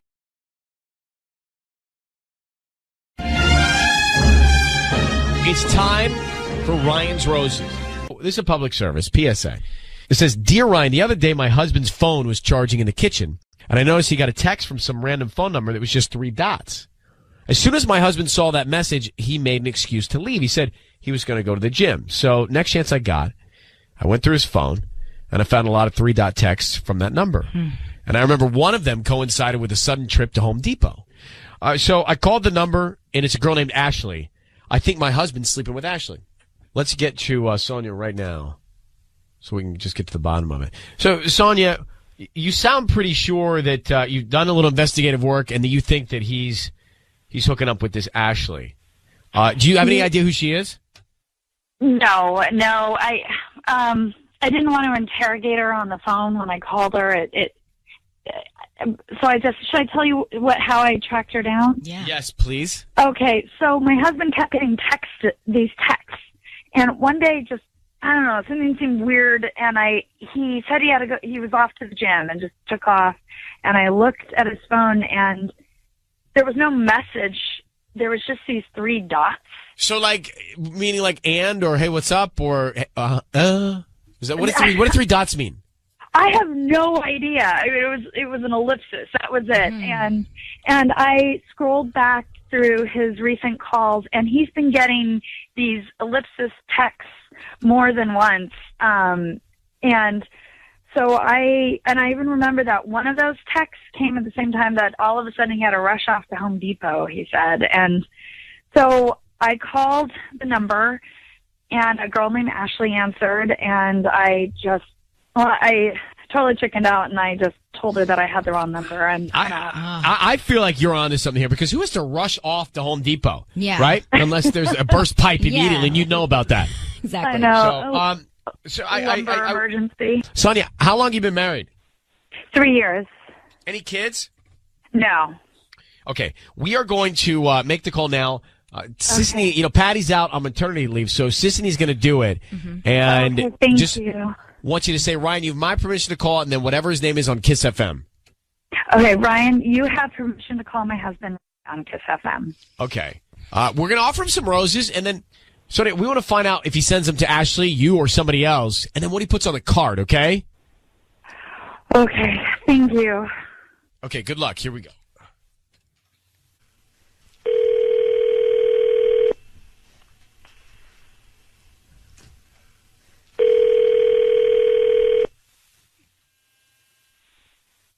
Hello? Hi, may I speak to Ray? This is, yeah. Hi, Ray. My name is Amanda. I'm actually calling from Happy Petals, a new flower shop here in town. I'm actually calling because you've been chosen to receive a free dozen roses. Okay. Yeah, you can actually... I'm just trying to promote my new flower shop, and you can actually send them to whoever you want today. I just need the name of the person you want to send them to and a quick note. Interesting. Yeah, I guess, just the name of somebody? Yeah. Who would you like to send them to? I guess, Trisha? Or Trish? Trish. Okay. And Yeah. then there's room for like a little note. Like, what would you like to write? How is it that you got my number? You know, you might have purchased something online in the past 6 to 18 months, and you opted in to get a promotional offer, and that's how I got this database. I'm only calling like 10 people today, and you're one of the lucky 10 people to receive a free dozen roses. Yeah. I don't need any billing information from you, or I don't need your credit card. It's totally free. Okay, let me think. Can you hold on for just 1 second? Yeah, no problem. All right, just a second. Mm-hmm.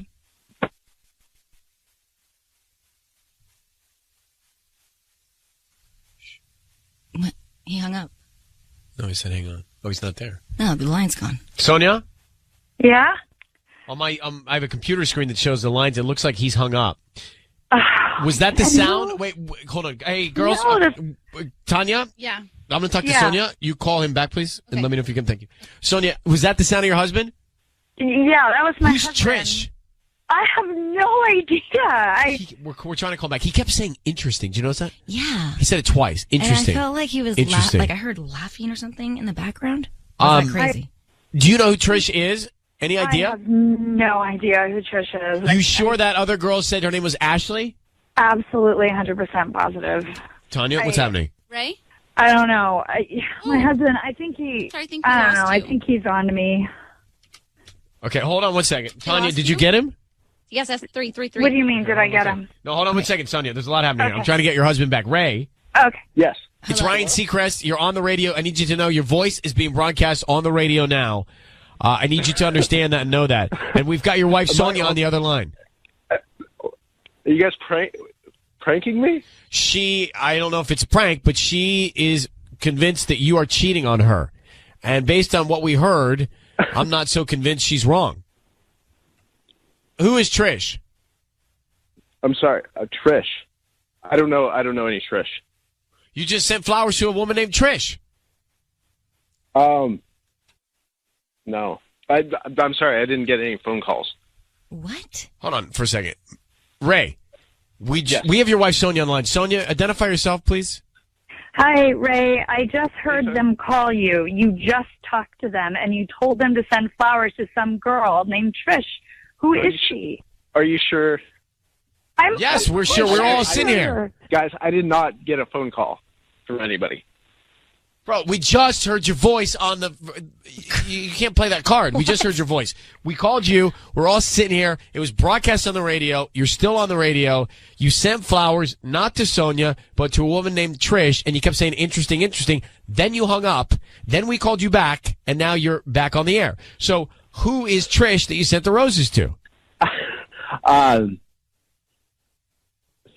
I mean, I didn't get the joke. It's not a joke. But you know what? Hold on for a second. Can you hang on for a second? Can you hang on? Dude, is that the same guy, Tanya? Yeah. Sonia, that's the voice of your husband, right? Yeah, absolutely. Okay, so, Ray... I can't believe the Twilight you're flat Zone? out denying this. Yeah, let's not go in circles, Ray. We were talking to you earlier. We're still talking to you.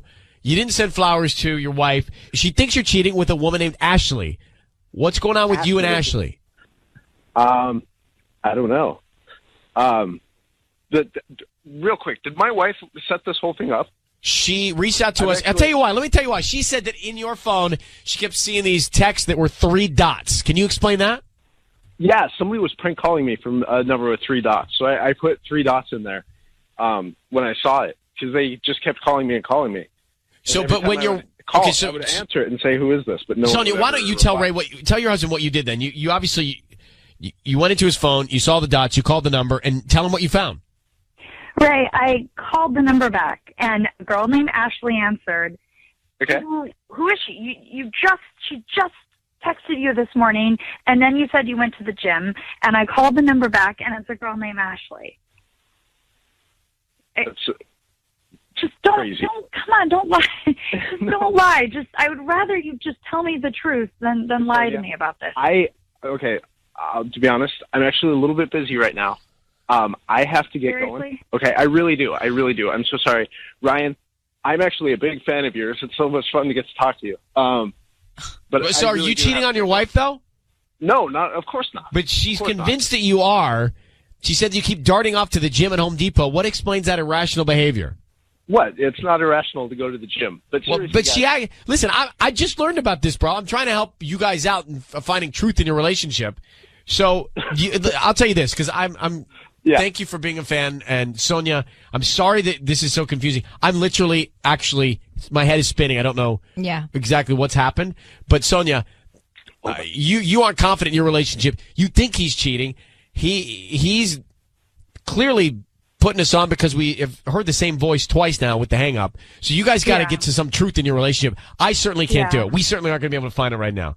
All right? Good luck to both of you. Guys, I really good luck. We're hanging up. Don't worry. Don't worry. Get back to whatever you have to do. I'm looking at our producers going, is anybody else confused? Like, are we being pranked? Like, what is happening? So that was him, and then he hung up, and then you called the same number back, right, Tanya? I got it from Sisney. And that was him, and then he acts like it never happened. Mm-hmm.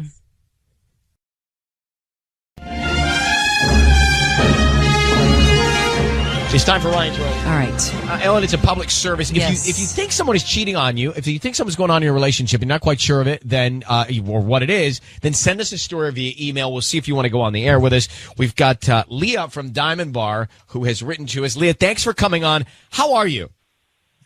I'm confused. I don't know how to feel. Yeah. Right now. Okay, let me bring people up to speed because I've read your email. I've not read it yet on the air. It says, Ryan and Ellen, I'm noticing a few things that are making me think something is not right. I found a pair of underwear that do not belong to me in my drawer. We live in an apartment, so we have a laundry room in the complex. My husband thinks I accidentally picked up someone else's underwear. Then I found an extra toothbrush in the bathroom.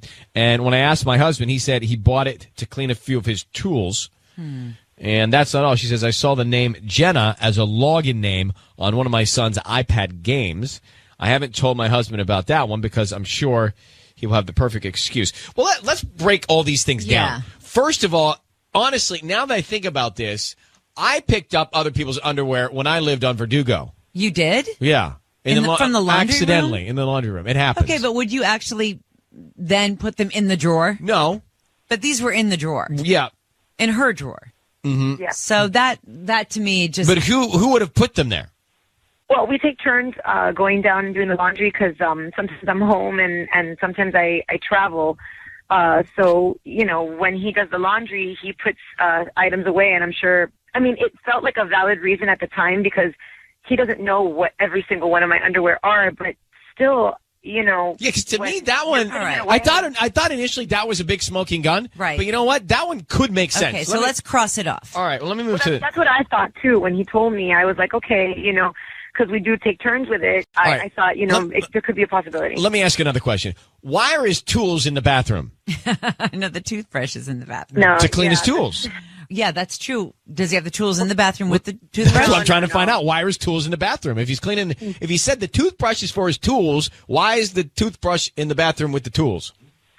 I don't know why the toothbrush was in the bathroom. I'm sure his tools are like his portable tools, like his screwdriver and was the toothbrush near the tools? No, the toothbrush was actually in a drawer that I don't really go into, but I was putting stuff away, and I just came across this toothbrush, and it wasn't like a color. We choose colors for each of our toothbrushes, so that we we do don't that get mixed too. up with our son. Right, and like everything. mine's always purple, then Calvin gets orange, and my husband gets blue. All right, well, mine's pink, and he gets blue, and this one was purple, and Noah, our son, gets green. So I was like, well, where did this come from? It was kind of weird that it just showed up there, and then he came up with this excuse, and he came up with it pretty fast. So I was like, again, doubting it, and it made me a little wary, but it could happen, you know. Could you say that, just, Ryan, you've my permission to call, and then whatever your husband's name is on Kiss FM? Yes, you have my permission to call on Kiss FM. How many kids you guys have? 1. He's 4. Okay, hang on for 1 second. We're going to call. And do you mind putting your phone on mute? Okay. Okay, and then perfect. Good one. Okay, scream at me. Great. Okay. Here we go. Let's make the call.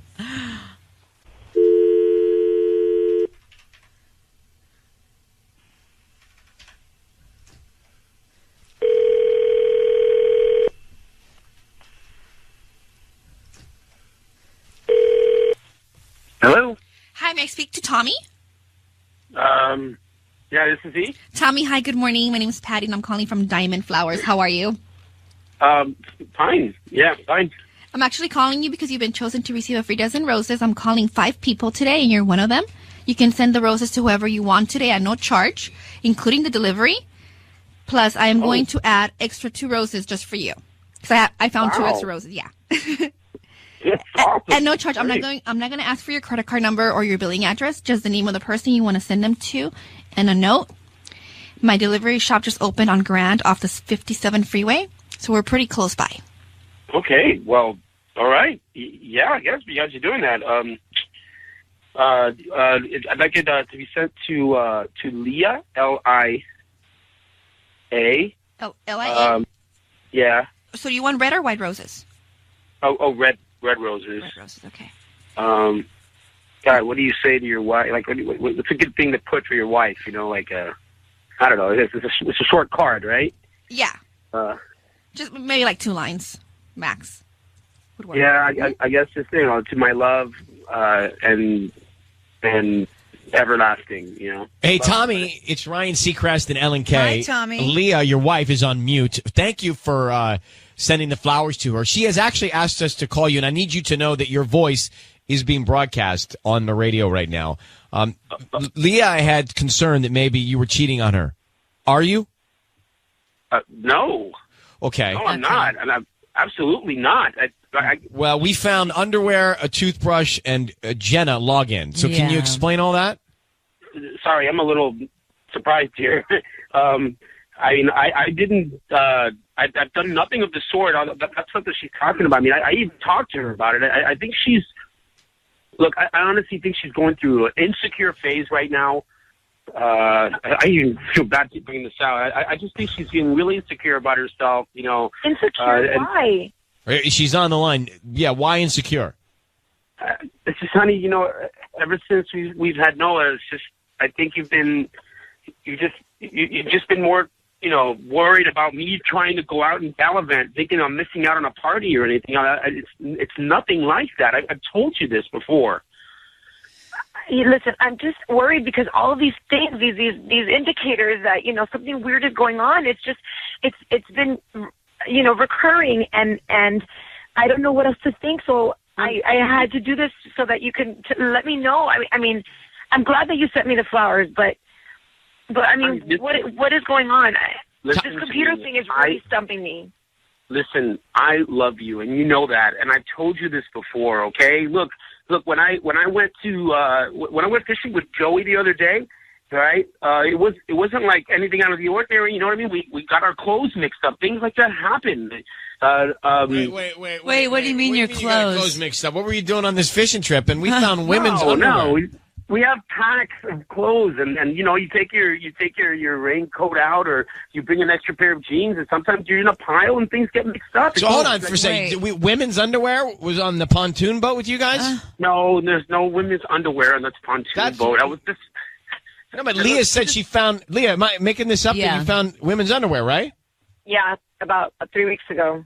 And I told you it was probably mixed from some wash when you took it to do it in the wash. All right, so forget that. It has nothing to do with the fishing What's trip. the fishing trip have to do with it? No, I'm trying to set an example to try to say that sometimes accidents happen. People's things get mixed up, and that she shouldn't be so worried about things like that. Something like that happens. So many things in a 1 month span. And what's up with this login name? Do you know what we're talking about, Jenna? Do you know Jenna? Who is Jenna? From what? From the. I was out with Noah on the other day. We were sitting on the couch and he was playing his game and he went to the login and he went to go put in his name and what popped up was Jenna 925. I don't know, some number and Noah can't do that. Whatever he would put on the password would be. I just don't want this to blow up in my face. I'm so scared. Relax. Listen. First of all, Noah, in preschool, got a password and stuff to this game so he could play in the same whatever community they have. Oh, right. They can log on together. All right. Right. Yeah. So that was his preschool password. Yeah. It was like a thing to jump in for that, and that's why it came up that way. Look, Tommy, you have an explanation for everything. So we're going to let you guys go, but, and whoever's listening can tell us what you think, and obviously you can hear that on the air. But Tommy, just to be clear, you're not cheating on your wife. I'm not cheating on my wife. So she's concerned about something. You need to resolve that. You guys need to communicate a little bit better, all right? Well, maybe we went to go see a doctor or something. I don't know. Well, Leah, I think you guys need to have this conversation and get the peace of mind you need. Right. Thank you for writing to us, Leah. Good luck, okay? Thank you. Thank you so much for trying, guys. Okay, bye-bye. Ryan. Yeah? Well, you want to go first? Yeah. Okay. You go first. You go first. Okay. So is it possible that Leah is looking for things and that these are all coincidences and accidents and she's just looking for the littlest teeny thing and not even investigating it fully to then base it on, oh my God, he must be cheating because I found all these things? We can speculate, but let's not bury the lead. All right, what's the lead? This guy is out. He and Joey are out on the water trading clothes. I got bigger questions than what you're asking over there. I mean, this naked fishing trip is more worrisome to me than a pair of panties from the laundry room. I agree.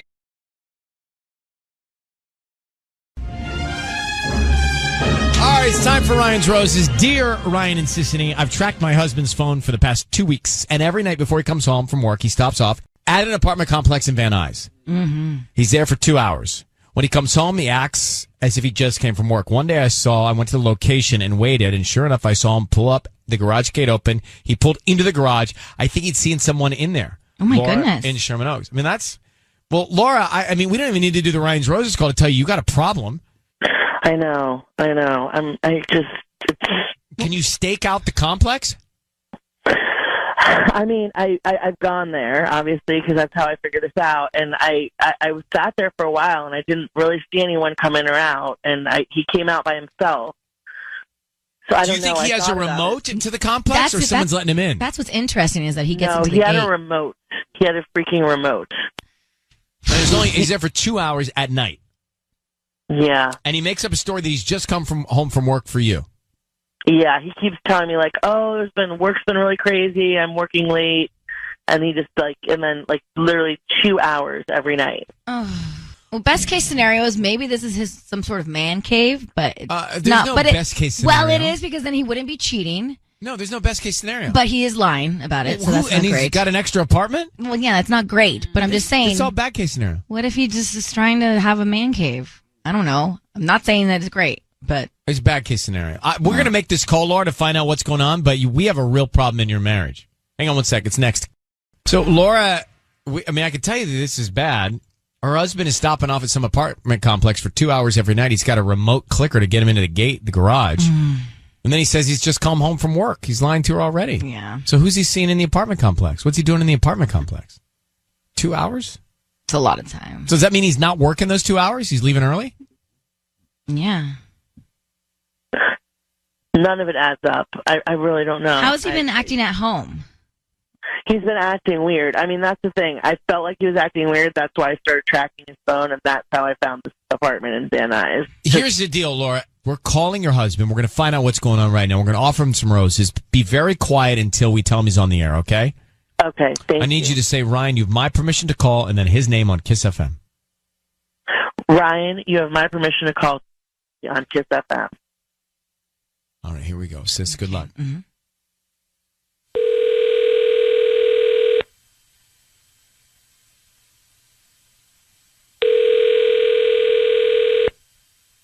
Hello? Hi, is Charlie there? Yeah, this is Charlie. Hi there, my name is Bev. I'm calling from Flowers on Ventura. How you doing this morning? All right. What's going on, Beth? Well, brand new here in Sherman Oaks, and we're actually in between Woodman and Fulton. You know where the Casa Vega is? I do. Yeah, love it. Just a Absolutely. few. We're just a few stores down from that, and just trying to get some foot traffic into our shop. We're offering a promotion for local residents today to send free flowers to anybody that they'd like. And they're absolutely free. I don't need credit card info, billing info, cash, anything like that. We just hope that you refer us to friends and family, and then you come in, check out the shop, and maybe order some future flowers. All right. Sure. Okay. Sounds awesome. I just need the name of the person you want to send the flowers to, and then we can put a note on there as well. All right. I'm gonna send these flowers to Christine. Christine. Okay. Yeah. And what would you like to put on the card? Well, is it romantic? Because I can put like a heart romantic card. Yeah, like a little heart or something would be nice, but just have it say, the weekends are the hardest. The weekends are the hardest. Okay. Hey, Charlie, it's Ryan Seacrest. I need you to know your voice is being broadcast on the radio, and I want you to know that I have your wife, Laura, connected. Say hello, Laura. Hi. What is going on? Listen, Laura, it's not what it. I mean, this is not what it seems like.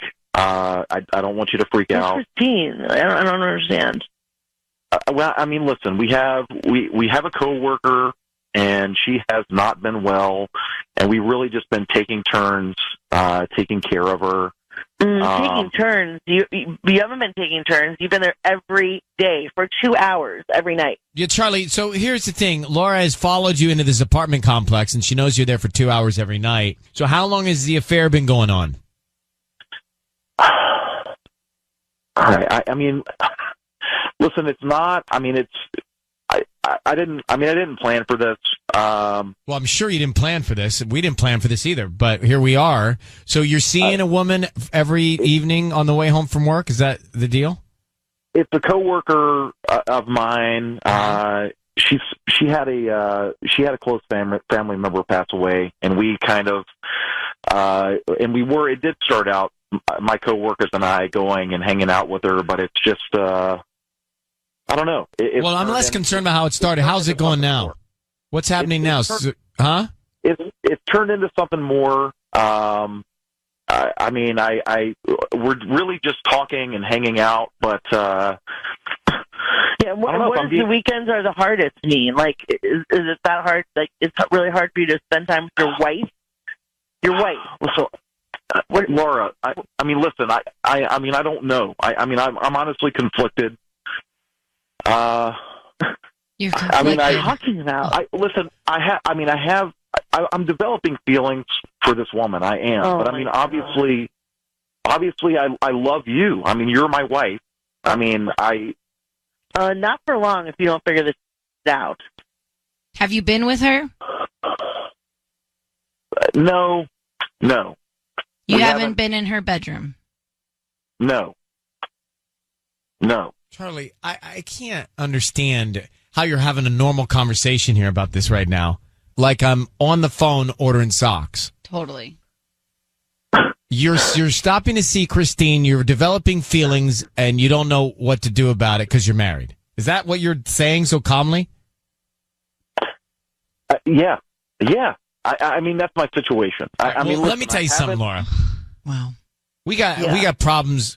Well, just this whole tone is a problem, Laura. I mean, he seems to think that it's fine that he just goes and sees this woman to develop whatever he's going to develop until he decides what he's going to do. I mean, I can't believe how. I mean, I agree with you. I can't believe how he's just so relaxed. This is like our life. It doesn't make any sense. I don't understand. Listen, I'm sorry. I didn't plan for this. I didn't plan for this. What the hell All right, Charlie, I'm going to let you go. All right, Laura, do you know what the steps are to get out of your relationship? I think you should take them. Oh, okay. I'm sorry. Good luck, Laura. Thank you for calling. Thank you very much, Ryan. Oh. Something's up with that guy. Yeah. Well, he's lying. There's no way he hasn't done anything. There's no way he hasn't been in her bedroom in the 2 hours. Or is he making this whole thing up? What? Is he making the whole thing up? Why? Because he wants to get out of the relationship. Because he's too calm. Okay, well, whose apartment is that? You don't get caught like that and have that conversation that calmly. I think he's making it up. I think he's making up the fact that he's seen somebody and he's not because he wants to get away from his relationship. But whose apartment is that? I don't know that. I'm just telling you, something's not normal about the way he's speaking. I agree. Patty, do you understand what I'm saying? If that's the case, then he knew it was us? Yeah, I think so. Come on. Who's that calm in a moment like that?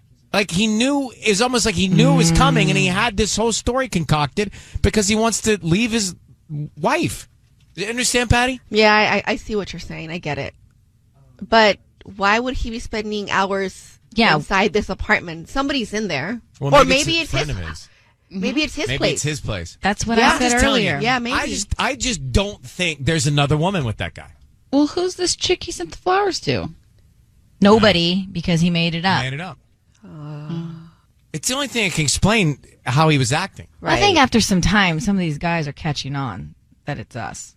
Well, then you need to disguise your voice. I gladly do a British accent or Australian accent. Well, that wasn't either. Laura and Charlie married. I still am telling you, Charlie knew it was us, and he fabricated this story about another woman for some reason. That's the only thing I can come up with. I don't think he's seeing a woman named Christine. I don't think there's another woman. Why don't we check his work and see if he works with a Christine? He said it was a coworker. And he also, his wife said he's stopping off at this apartment complex for 2 hours. Maybe he does have another place. That's terrible. I definitely feel like he came up with this, which is crazy, but came up with this story about another woman because he wants to leave his wife. And there's not another woman. Sad, though. It is sad. Like, why can't you just have the conversation like a didn't grown you hear adult? Him? Yeah. Well, there's not a lot of grown adult in that guy when I heard him. We gotta get some of the coworkers. Karina, you're on with us. Go ahead. Good morning. Hi. Good morning. Good morning. How's it going? What's okay? You say you've done something like this? I have done something like that, but it's only because it was done to me. I know it's not right. I'm not agreeing with his What did behavior. you do? I was in contact with my ex's best friend, but I always had interest in him, and the way that my ex treated me was unexpectedly terrible, and we bonded on that, and things happened. But to get revenge, you hooked up with his best friend? It wasn't revenge. It was just I wasn't happy emotionally, and I let myself be openly available too much, and it just happened. I didn't plan it. I didn't plan it in a vengeful way. It was just it's the way it happened, and I regret it, and I'll never do it again. I'm sure. And where are you now? I'm single right now. I'm taking care of myself, and I'm waiting on someone that brings the best out of me and doesn't make me feel incomplete. Well, that's important. You got to do that. You got to have enough respect for yourself to wait for that. Well, Karina, thanks for calling. Vivian, I think this is all a bunch of BS because he wants to get out of his marriage. Oh, I think it's horrible. I think it's scary that he's so calm. You know, he's remaining calm because he's made up his mind. He wants to, you know, obviously stay with the other woman. And that line about the weekends are the hardest is just brutal. Totally gaslighting her. Right. It's like no big deal to him, so he wants to make sure that it's no big deal to her. It's really, really sad. Well, thank you for calling. Can I tell you, what does gaslighting mean? When people keep using I'm it. confusing And I'm not that. quite I'm sure. confusing that with breadcrumbs. Well, breadcrumbs are Breadcrumbing is when you clues leave- a trail to get caught or not get caught. But Yeah. a So trail. wouldn't that be breadcrumbing? Well, what's gaslighting? Gaslighting is when they kind of give you a glimpse of hope but they like take it. Nope, that's not correct. That's not it. What is gaslighting? See, we've been using gaslighting and everybody's acting like they know what it means. Yeah, she's like talking for, about for years. Yeah, you. Her. Gaslighting, verb. Manipulate someone by psychological means into questioning their own sanity. Well, she used it perfectly. She did, I think. So calling making somebody feel like they're crazy. Right, turning the tables. Manipulating. Well, he is gaslighting. Totally. All right, it's time for Ryan's Roses. This is a public service. I'm going to read you the email, and we're going to get Amber in Corona on the line. She says, Dear Ryan and Sissany, my husband is almost a completely different man now. He goes to the movies by himself, or so he says. Suddenly, he's working out all the time. Whenever we get together with friends, he's just not interested and completely checked out of the conversation. I know something is not right. I've been listening to Ryan's Roses for years. I know the signs. Amber in Corona. Amber, thanks for coming on. I understand that you've been listening to Roses and you've heard the telltale signs of somebody. This sounds to me like a textbook situation where all of a sudden he's into his self-care, and he's not around so often, and he's going, movies by himself. That's a good excuse for covering a couple hours of time during the day. Have you addressed this with him? Have you said you noticed something different? No, not yet. I haven't really said anything because, like I said, I've been listening to your show for a long time and heard the different scenarios and stuff like that. And I just kind of wanted to see for a while to see if it was just something, my imagination. I didn't want to start anything if there was nothing to start, I didn't want him to think that I was, making up stuff in my mind. So I just kind of was going along with it, just kind of watching his behavior. But it kind of when we were out with friends and stuff, and he's not really wanting to be there, and he's not really communicating. He's just kind of sitting there. He looks bored. He doesn't want to be there. His behavior has changed. So now it's not only that he's going out to movies alone and that he's working out a lot and he's away a lot, but now it's like when we are together with friends, he's not acting the same. So now I'm a little concerned. But that's why I thought I'd maybe try this first and it'll bring it out. How long have you been married to him? We've been married for 9 years. So you know his behavior. Do you have kids? Yeah. Yes, we have a couple of children. We have a 5-year-old daughter and a 4-year-old boy. Okay, Amber, hold the line. We're going to come back. We're going to call him and see what we can find out, all right? Okay, sure. About to call Amber's husband in Corona and find out why he's totally changed. Now he's going to the movies by himself. He's staying late to work. He's working out. All the Checked signs. out at home. Checked out all the signs that Amber says she has heard before in Ryan's Roses. She's seeing now in her husband, and she's very concerned. She's not addressed it with him, but we're going to call him. We're going to offer him some roses, and Amber, we're going to try and find out who's on his mind, what kind of emotions are going through his mind. I need you to say, Ryan, you have my permission to call, and then his name on Kiss FM. Go ahead. Ryan, you have my permission to call on Kiss FM. All right, so we're going to do it, and Sissy's going to offer him some roses. Be very, very quiet while we try and get some answers, and then when I tell him he's on the air, we'll bring you in, okay? Okay, great. Thank you. All right, good luck. Let's see what we can find out.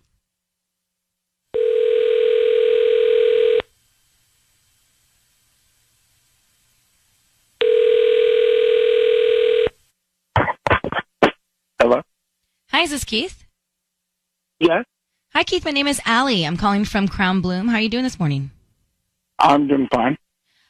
Wonderful. Well, we're a new flower shop here in Corona, actually near 6th and Lincoln. There's like an H&R block in this little, in the shopping center there. Do you know where that is? Yeah. Like a laundromat. Anyways, we're right there. It's really small, brand new to the area. So the reason I'm calling is because we're trying to promote our business, and you've been selected to send out a dozen red roses to anybody that you'd like today. They're absolutely free. I don't need anything from you. I don't need a credit card, cash, info, anything like that. Just the name of the person you'd want to send the flowers to. Yeah, okay. I'm going to go ahead and pass. Thanks. Oh, are you sure they're free? I don't need any cash from you. We just send these flowers out by lunchtime today, and then hopefully you refer us to friends and family. We're just trying to promote our business. No, thank you. There's nobody that you would want to send free flowers to? Like a wife, mom, grandma, anybody? No, I don't send flowers to people, and I don't know your business, and I don't. Well, that's why I'm doing this, is because nobody knows our business, and so I'm trying to promote it by giving out free flowers. Are you sure? Yeah, I'm okay. I'm fine. Thanks. You absolutely wouldn't want your wife to have flowers? Keith, it's Ryan Seacrest. Your voice is being broadcast on the radio, and we have your wife, Amber, on the phone, whom I'm sure would love to receive some flowers. How are you, Keith? Hey, Amber. Hey, why wouldn't you want to send flowers to me? Well, first of all, honey, you know that, I just got a random call from someone, and I was kind of worried it was a scam. That was all. It just seemed like too good to be true. It wasn't that I didn't want to get you flowers. Well, they weren't asking for any money, so it wasn't. If it was a scam, I would assume that they would, they would ask you for something that's personal, and they didn't. Keith, understandable. Wouldn't they need your address to give the flowers? Keith, understandable. I totally understand this. I think it's a fair point. But your wife thinks you're cheating on her, so that's why we're calling you. I'm going to tell you. Let me just tell you straight up. She has noticed a change in behavior. You're taking care of yourself differently. You're disappearing to movies by yourself. You're working late. You're just not connected. Is there another woman? Not at all. No. There's not another woman. Well, why this change of pace, Keith? Honestly, Ryan, I'm just bored. It's been. We have kids and a dog, and we have all of these things going on. Amber is just focused on them, and especially the kids. We're running around from thing to thing. It's just been really difficult to make time for us. I mean, she's got these kids. That's our life, Keith. I mean, we have children. That's kind of what we have to do right now. But they're like 4 and 5. I mean, I'm saying that's not the life I signed up for. And they. All I'm saying is we have them doing activities all the time, and there's no family time. There's no us time. There's no time to go on dates or do anything. You're only focused on them and their future, and I am with you on that. But most of the things we have them doing now, it's just like this manic busyness. I mean, they're kids. Let them be kids. And my sister doesn't live too far. We can have her come watch the kids sometimes. I understand, but it's. I just feel like right now they're young, and we had some in the beginning. We had time to ourselves, and we did a lot of those things, and then we decided on having children. And I think right now are the formidable years, and these things are important, And I just want to give to them what I didn't have when I was growing up, and I just feel like now is the time to be able to give them these things that are going to, help them learn responsibility and discipline and things that they want to do. I just want to give to them what I didn't have, and I just right now they're still young, and I just feel like I need to be on top of it. And there's time for us. I mean, I understand we could always try and work something out, but I kind of wish you would have talked to me about this instead of just. This is going to the movies, and I'm just gonna interject for a second. This is a conversation that should have happened a long time ago between the two of you. Keith, if you were feeling that, you should express it and listen to Amber. Like, she's got a response to it, but this is a little bit of therapy and a lesson of communication. Right. So right? I mean, I think you guys should continue this conversation together off the air, literally right now, and realize that you both signed up for this. Like, it's not what you didn't sign up for. You both signed up for this, and you're both in it together, and work it out together. All right? It's just all about balance. Like, yes, it's all about the kids, but you have to also nurture your relationship. But you also got to speak up, Keith, if you're feeling something, bro. Yeah, you're right. So you guys keep talking. We're going to let you go, okay? Okay, thank you, Ryan. You're welcome. I'm glad you're talking about this. Thanks. I felt like I was in the therapy office. Me too. All right. So I don't think he's cheating. I don't think so either. I just think he was self-wallowing? You know? Yeah. Like wallowing in it and not speaking up. It's almost like he just building felt, resentment. Right. He was building resentment. All right. You don't want to do. Let's get back to the Ryan's Roses in a second. I don't think Keith was cheating. I just think he wasn't communicating. It is Ryan Seacrest and Susani. Thank you for having us on. Hello. So we had a Ryan's Roses a few minutes ago. Keith started to disconnect and disappear. Wasn't communicating with his wife. He was going to the movies by himself. He was depressed because he felt like there was no him and wife time. Right. Because they got kids and a dog. Life happens, right? Mhm. And she's spending time with the kids and not with him. And he started having self-pity on it. I never want this to happen to me. Well, take note of these calls that we do. I am taking note of these calls. Because I worry. I worry. Worry about me? Yes. No. I worry about Tanya, too, if it were her situation. But you see this all the time, and it's like parents, sometimes it's both parents, they get so invested in the kids, and then they just don't focus on their relationship. And then what happens in 10 years that when these kids are now out of the house, it's like you're living with somebody that you don't even know. But this is something we're all guilty of. It's difficult to communicate. It's hard to speak up sometimes in a relationship. It's hard to say what you're feeling in a relationship. It's what happens 9 out of 10 times in these situations. So I don't believe he's seeing someone else. He just was having a pity party for himself. Yeah. And then he spoke up and she had a response and they were having good dialogue and some real therapy there. Right. Patty? We felt like we were just I don't know if it's about communication. I think what I heard from both of them is that they now both have different set of values. She's valuing what she can give her children, and he's like, it's not that important. They're going to be fine. But they didn't have that conversation. But it's not something... Maybe you did have that conversation because you say it, I want to give my children things that I never had. And you say it, but when you actually do it, then you see how much you actually will invest in your children. And now he's like, wait a minute, I didn't sign up for this. But hold on for a second. I think they both need to speak their mind and talk about where they are, and then they need to find a common ground. Right. She should say, here's where I am, get it all out. And now what's the common ground? Where are we meeting in the middle? Maybe she's doing too many activities with the kids and just take it back a notch. One less activity. I And there feel you go. triggered because that's how I am with my kids. Like I have them You've overbooked 6 out them of sometimes. 7 days of the week. They're doing something because of the same reasons. I want to give my kids experiences and educate them, knowledge with the things that I didn't have growing up, so I can Correct. prepare them to become better adults. But you don't want to overcrowd them. And sometimes Michael gets frustrated with me saying, like, you're doing too much, Patty, for them. But you have packed their schedules, and I understand what and he's there's saying. 2 parents, in many cases, and there's unfortunately many single parents that don't have the help, and they're still doing it without complaining. Now we have Keith here, who's just sitting back going to the movies by himself, and he should just be like, you know what, babe? Let me take Monday and Tuesday so you can be home and relax, and then I'll come back, and then the next day you do it you do it too. Let's share the load. Okay. Is there anything I can do to help you? Because I feel this has become personal between you and Michael on the air right now. Totally. No, I mean he helps, but I just He just got slayed. I hope. I mean, I would. The only thing I wish was for them to be as passionate about the way I'm raising our children. This is what we're here for each other, guys. You know what? Listen, Sometimes Sissany. you just got to get it out. Just like you said, you don't want some of these things to occur in your life, so you need to take all these tapes home Yeah. Study them. and study them. All right. I'm literally dead.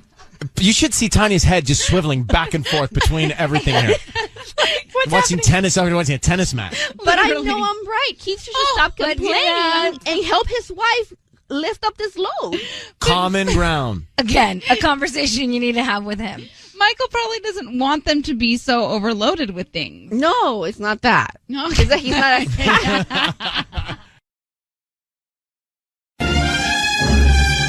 All right, it is time for Ryan's Roses. As a public service, if something's going down in your relationship and you are concerned, you can send us an email, and we'll see if you want to go on the air to try and find out more. It's time for Ryan's Roses. Dear Ryan and Sisney, this is a public service. If you think someone's cheating in your relationship and you don't know what to do, there's a child in my son's preschool that looks a lot like my son. No frickin' way. Elise, I can't even believe you. I'm just reading this email on the air. There's a kid that looks like your son that's not your son at your kid's preschool? Yeah. So what do you think is happening? Okay, well, I think that, well, let me just back it up a bit. I started digging around, and I realized that there's the mom in the school of that kid used to work at my husband's company. And when I Googled her on her LinkedIn, it showed that she worked there from 2014 to 2017. Okay. So you hear what I'm saying. Well, it's almost 2020. Preschool, age matches up. I hear what you're saying. So she was pregnant while working there? I think she may have become pregnant. Were you married to your husband at this point? Yes. And I don't know if anything is still going on, but I am convinced that he has been lying to me and that he has another son. At your same son's school? Yeah, they're in the same school, and they look very, very alike, and my son looks very much like his father. Does your husband have, like, distinct features that, like... Yes. What? I mean, the genes are strong in this one, if you get what I mean. And this boy also looks extremely like my husband. My heart is racing right now. Okay, let's put a stop to it right now. We're going to put you on hold, come back, and make the call and ask the questions to him and see who he wants to send the roses to. What's her name? Do you know another woman's name? Her name is Cynthia. Coming back, hold on.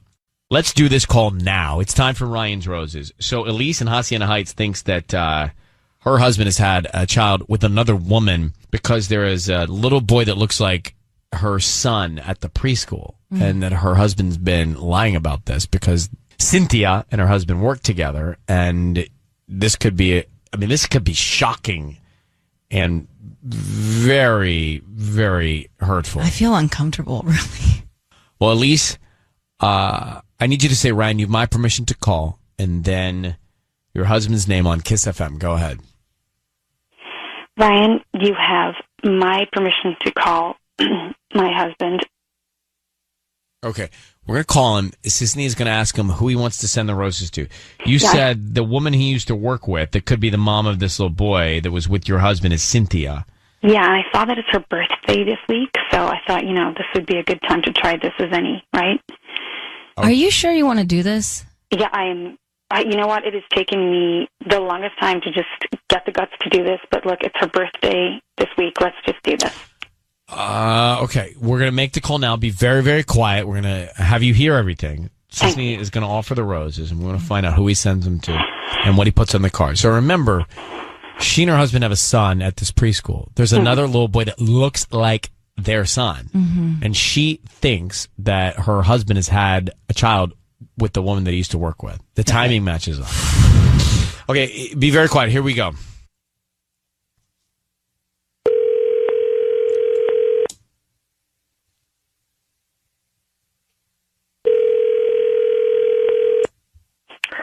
Hello? Hi, is this Noah? Yeah, Hi, Noah. My name is Christina. How you doing this morning? I'm doing good. I'm calling from Cece's Flowers and More. We're actually brand new to the area, and the reason I'm calling is because we're offering a chance for local residents to send free flowers to anybody that they like today. They're absolutely free. I don't need any credit card info, billing info, or anything like that. Just the name of the person you want to send the flowers to and a note. I'm okay. Are you sure they're free? It's a promotion that we're doing. We just hope that if you like our roses, you refer us to friends and family. No, it sounds good. I'm not really interested in doing anything like that right now. Isn't there anybody in your life you would like to send flowers to? If I get flowers, I'm just gonna get them. No, but these are free. You won't have to pay for anything. Honestly, no. You'd be like the fifth person that's hung up on me, and my boss is on me to just like get this one thing out. And so, if there's anybody that you want to send the roses to, I'm really, really sorry. I'm sorry. I'm getting way too many telemarketing. Noah, sorry to interrupt. This is Ryan Seacrest. Your voice is being broadcast on the radio. I have your wife Elise on the line. Can I ask you a couple questions? Can you stay on? Yeah. Thank you. Okay. Thank you. We're calling you with a couple of tough questions. Your wife is concerned that maybe you have had an affair with another woman a few years ago that you worked with named Cynthia. Should she be concerned? No. No, not at all. Sure. Well, why don't you tell your husband what you have seen and why you're suspicious, Elise? So Noah, I Googled your friend Cynthia, and I can see that she worked with you some years back. So don't pretend like you don't know her. And you would also know her from the school because she also has a son at the school that looks very much like our son, who just happens to look extremely like you. So I want you to be completely honest with us and tell us what happened. Hey, this is ludicrous. I've done nothing with Cynthia. Oh, so we know her now. Great. That's the start. So please just be honest and tell us exactly what happened between you and Cynthia. I don't know why you would want to why you would want to ask me like this. There's nothing. Look, I've never cheated on you, period. That's all you got to know. Well, then how does it look like this kid looks like our kid and they both look like you? Sweetheart, I don't know, okay? Can I suggest some things I'm uncertain about? Yes. Please. Can you talk to the kid? No, don't talk to the kid. I'm uncertain. I'm just asking. No. Leave the kids out of this. If anything, talk to Cynthia. I'm just asking. All right. Well, so that was another thing I was uncertain about asking. There's no reason to get all into that. I mean, if there's nothing wrong, then she can definitely I agree. go to Cynthia. I'm just saying, no, I don't know that I can trust you, and I don't know that I believe you. And so, Elise, who can you talk to? Can you talk to Cynthia? Yes. You shouldn't. Who's the father of the child? Let's find out. Sweetheart, babe, listen to me. I'm not the only person at my work that looks like me, okay? Do you know what I'm saying? Oh, my God. Oh, my God. It's your brother's kid? So wait, your brother... Oh, my God. Your brother had the affair. Can we not talk about it? You want to talk to me? Let's just talk. Wait, Elise, what happened? Hold on. His brother worked in the same place and was married and had an affair, you think? Yeah. Well, we could have guessed that early on then. I'm so sorry. I think we should talk about this at home. Hold on for a second. Before you go, I just want to make sure I understand. So, Noah, you have a brother that resembles you. Is he a twin? I mean, he might as well be. But I'm not, I can't talk. No, I know, I understand. But just so, before you go, so you have a brother who was married at the time. Is he still married? Elise, is he still married? Yes, they are still together. Well, that's a problem. Oh, my gosh. Now, why didn't you tell us, Elise, that he had a brother that looked alike? Because that could have saved a lot of time and uncomfortableness here. They always seem so happy. They're, they're like the perfect couple. I never thought. Well, all right, I will let you guys go, Elise and Noah. So, Elise, you believe your husband here? I do, Ryan. Thank you. Thank you so much. Okay. I'm sorry. Good luck. I'll call you right now. Thanks. Bye. Okay. Bye. Bye-bye. Oh, my God. I'm just saying, again, uncertain about what I'm about to say, but that would have been valuable information to have going in. That's pretty obvious to me. 1,000%. Yes. I know. But I don't know. Maybe she was just like so caught up in the fact that it was her husband, She didn't even think that it could have been his brother. Just to wrap up Ryan's Roses. So do you believe, Sisney, that Noah's brother was the one that had the child and that's why the other... I do. And how does no one know about this? Like, that's the other thing that's striking. So Noah has a brother that looks alike. The brother's married and the child is in school and it's all big top secret. No one knows this is happening and the kid's just roaming around the same school as Noah's son. First of all, I don't know how it doesn't make sense. Somebody could do this, I don't especially believe to a child. I actually don't think it makes sense. I don't think it makes sense. So this child is at school and no one knows the parents? Well, knows their mom. There's a lot of single parents. Sometimes you have, situations where you don't know the father. I don't know that I I understand what happened, but I can't believe We need it. to talk to Cynthia. That's the bottom line. It is possible. Both my kids look just like my brothers. And if my brothers were to like have my kids for a day, people would think that my kids are my brother's kids. Right. Because they look very much like my brothers. So it is possible that Noah's brother is the father of this kid. Right, but no one knows about it? And the kids are roaming around together in the playground? Like, it seems crazy that he's not, like, paying child support or It seems someone crazy that it's so involved. secretive to Yeah. me. I can't imagine. Do you understand? Or maybe everyone does know, but not. Well, not everyone knows. Elise didn't know. Elise doesn't know. So everyone knows, but Maybe Elise, only all the kids, do the kids know? Only the parties involved know. It's too complicated. It makes me sick to my stomach. It's too much.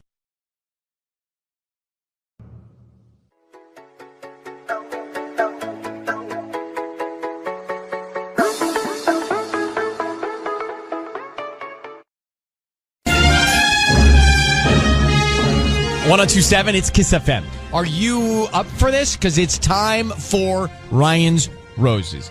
The email. Dear Ryan and Sissany, my cousin was in town last weekend. He and my husband went out one night. Afterwards, my cousin kept telling me, I need to talk to my husband. My cousin said he didn't want to get involved because he loves me so much, but he's telling me I must talk to my husband. So she goes to her husband. She says, I asked my husband if they had fun. He said yes. He said they got pretty drunk, but nothing else really. I think my husband got sauced and admitted something. Interesting. So what I'm hearing is she thinks her husband confided in her cousin. Let's get Gina on the phone in Panorama City. Gina, good morning. Good morning. Do you think, just connecting us, you think they had drinks and your husband then confided in your cousin about a secret? Yes. Is that what your cousin? I'm pretty positive. Is that what your cousin was insinuating? Yes. He kept telling me, how much he loved me, and I can't tell you this. Your husband needs to tell you this. Oh. You need to talk that I love you, and you need to have a tough conversation. Oh, so he said tough conversation. Wow. Yes. Well, that categorizes this significantly. Mm-hmm. Exactly. All right. We want to call him. I want to explain how this is going to happen in just a sec. Will you hold on? Yes. Okay, let's call him next. Gina's on the phone. This is so interesting. You would think, oh, isn't this great that my cousin is taking my husband out and they're going to go for drinks or dinner or whatever? It's great. I love that. But now her cousin comes back and reports to Gina, hey, you got a problem with your husband. He said something to me that is not okay. We don't know what it is. But her cousin said, you need to have a tough conversation with your husband based on what he told me after a few drinks when we were out. Yeah, that's not great. It's not great. So, Gina, how long have you been married? A long time, 12 years. We are going to call your husband of 12 years. We are going to offer him some roses. We want to find out who he sends them to and what he writes on the card, okay? Yes, please. Sissany is going to do this and stay very quiet. It is key. We want to really try and get as much information from him as possible. So stand by. I need you to say, Ryan, you my permission to call, and then whatever his name is on Kiss FM. Ryan, you have my permission to call my husband on Kiss FM. Here we go. So be very quiet until we come on the air, okay? Of course, yes. Oh, I'm so nervous. Well, let's find out. Let's get some information. Good luck.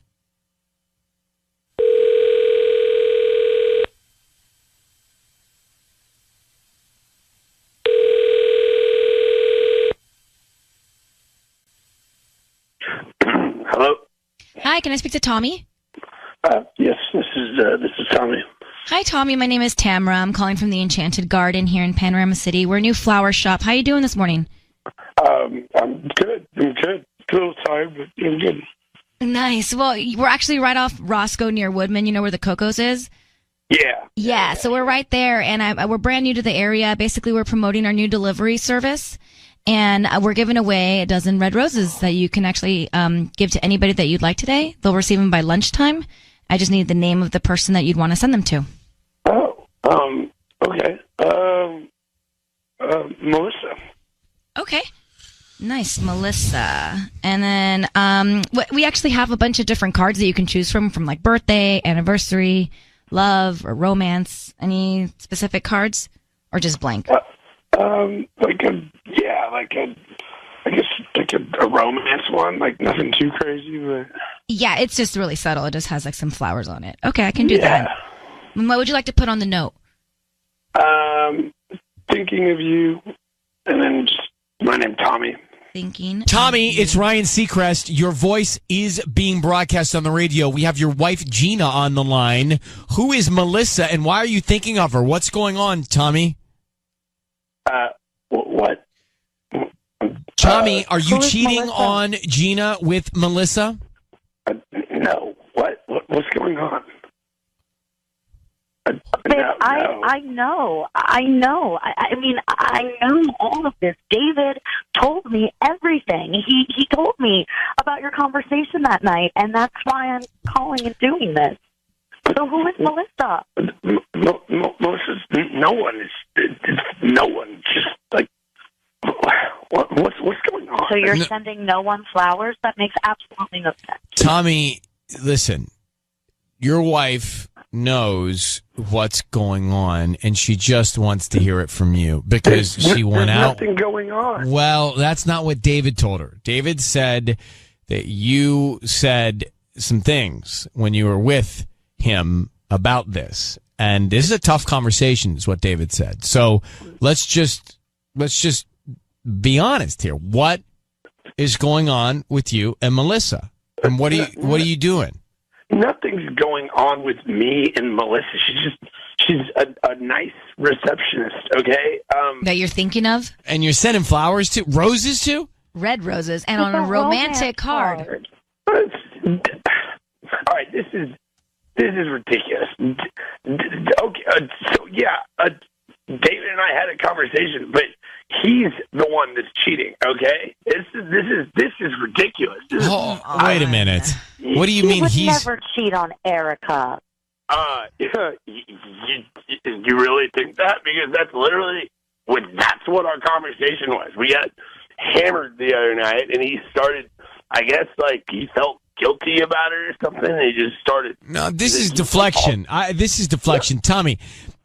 Hold on. You just sent red roses to a receptionist named Melissa. Why? And why are you thinking of her? Come on, man. You're wasting our time. No, it's just free. It's just free roses. I don't like this is Tommy, ridiculous. You're wasting our time. You're lying to your wife. You're lying to yourself. You clearly have this woman in front of your mind. I'm not lying to anyone. I thought it'd be a nice gesture for just some receptionist or whatever, and like this is crazy that I'm getting accused of something by someone that is doing the exact thing that I am being accused of, that I'm innocent of, and he is. You want to talk about deflection? That is the biggest deflection. He was probably worried that I was going to tell my wife about him cheating on Erica. Oh, Tommy, I'm you just bored. said romantic cards. I'm bored. You are Melissa. just. Come on, man. Come on. So, Tommy, come on? You just sent roses to another woman, man. What's going on with you and this other girl? Nothing. All right, Nothing is going on. Gina, your husband, I think, is lying to you. I'm not lying. You can't. Who are you? You don't know anything. You don't know me. It was just a nice gesture. That doesn't mean I'm cheating. You sent romantic flowers, honey. Romantic flowers. And that's the first person that came to your mind. I don't believe it. And the fact that you're trying to bring Erica and David into this is just, it's wrong. Tommy, we're going to take you off the air. And Gina, at least you have some more information. This is for you to then pursue and figure out. But Yes, thank you. I don't. I'm so sorry. All right, hold on, you guys. Hold on, you guys. Yeah. Like, what is he trying to spin it and turn it on the cousin? Maybe the cousin did say that and is doing that, but the guy sent flowers, a romantic rose bouquet, to Melissa saying, "Thinking of you." That's it. He needs to be honest and he needs a throat lozenge. Grant, it's early, but come on.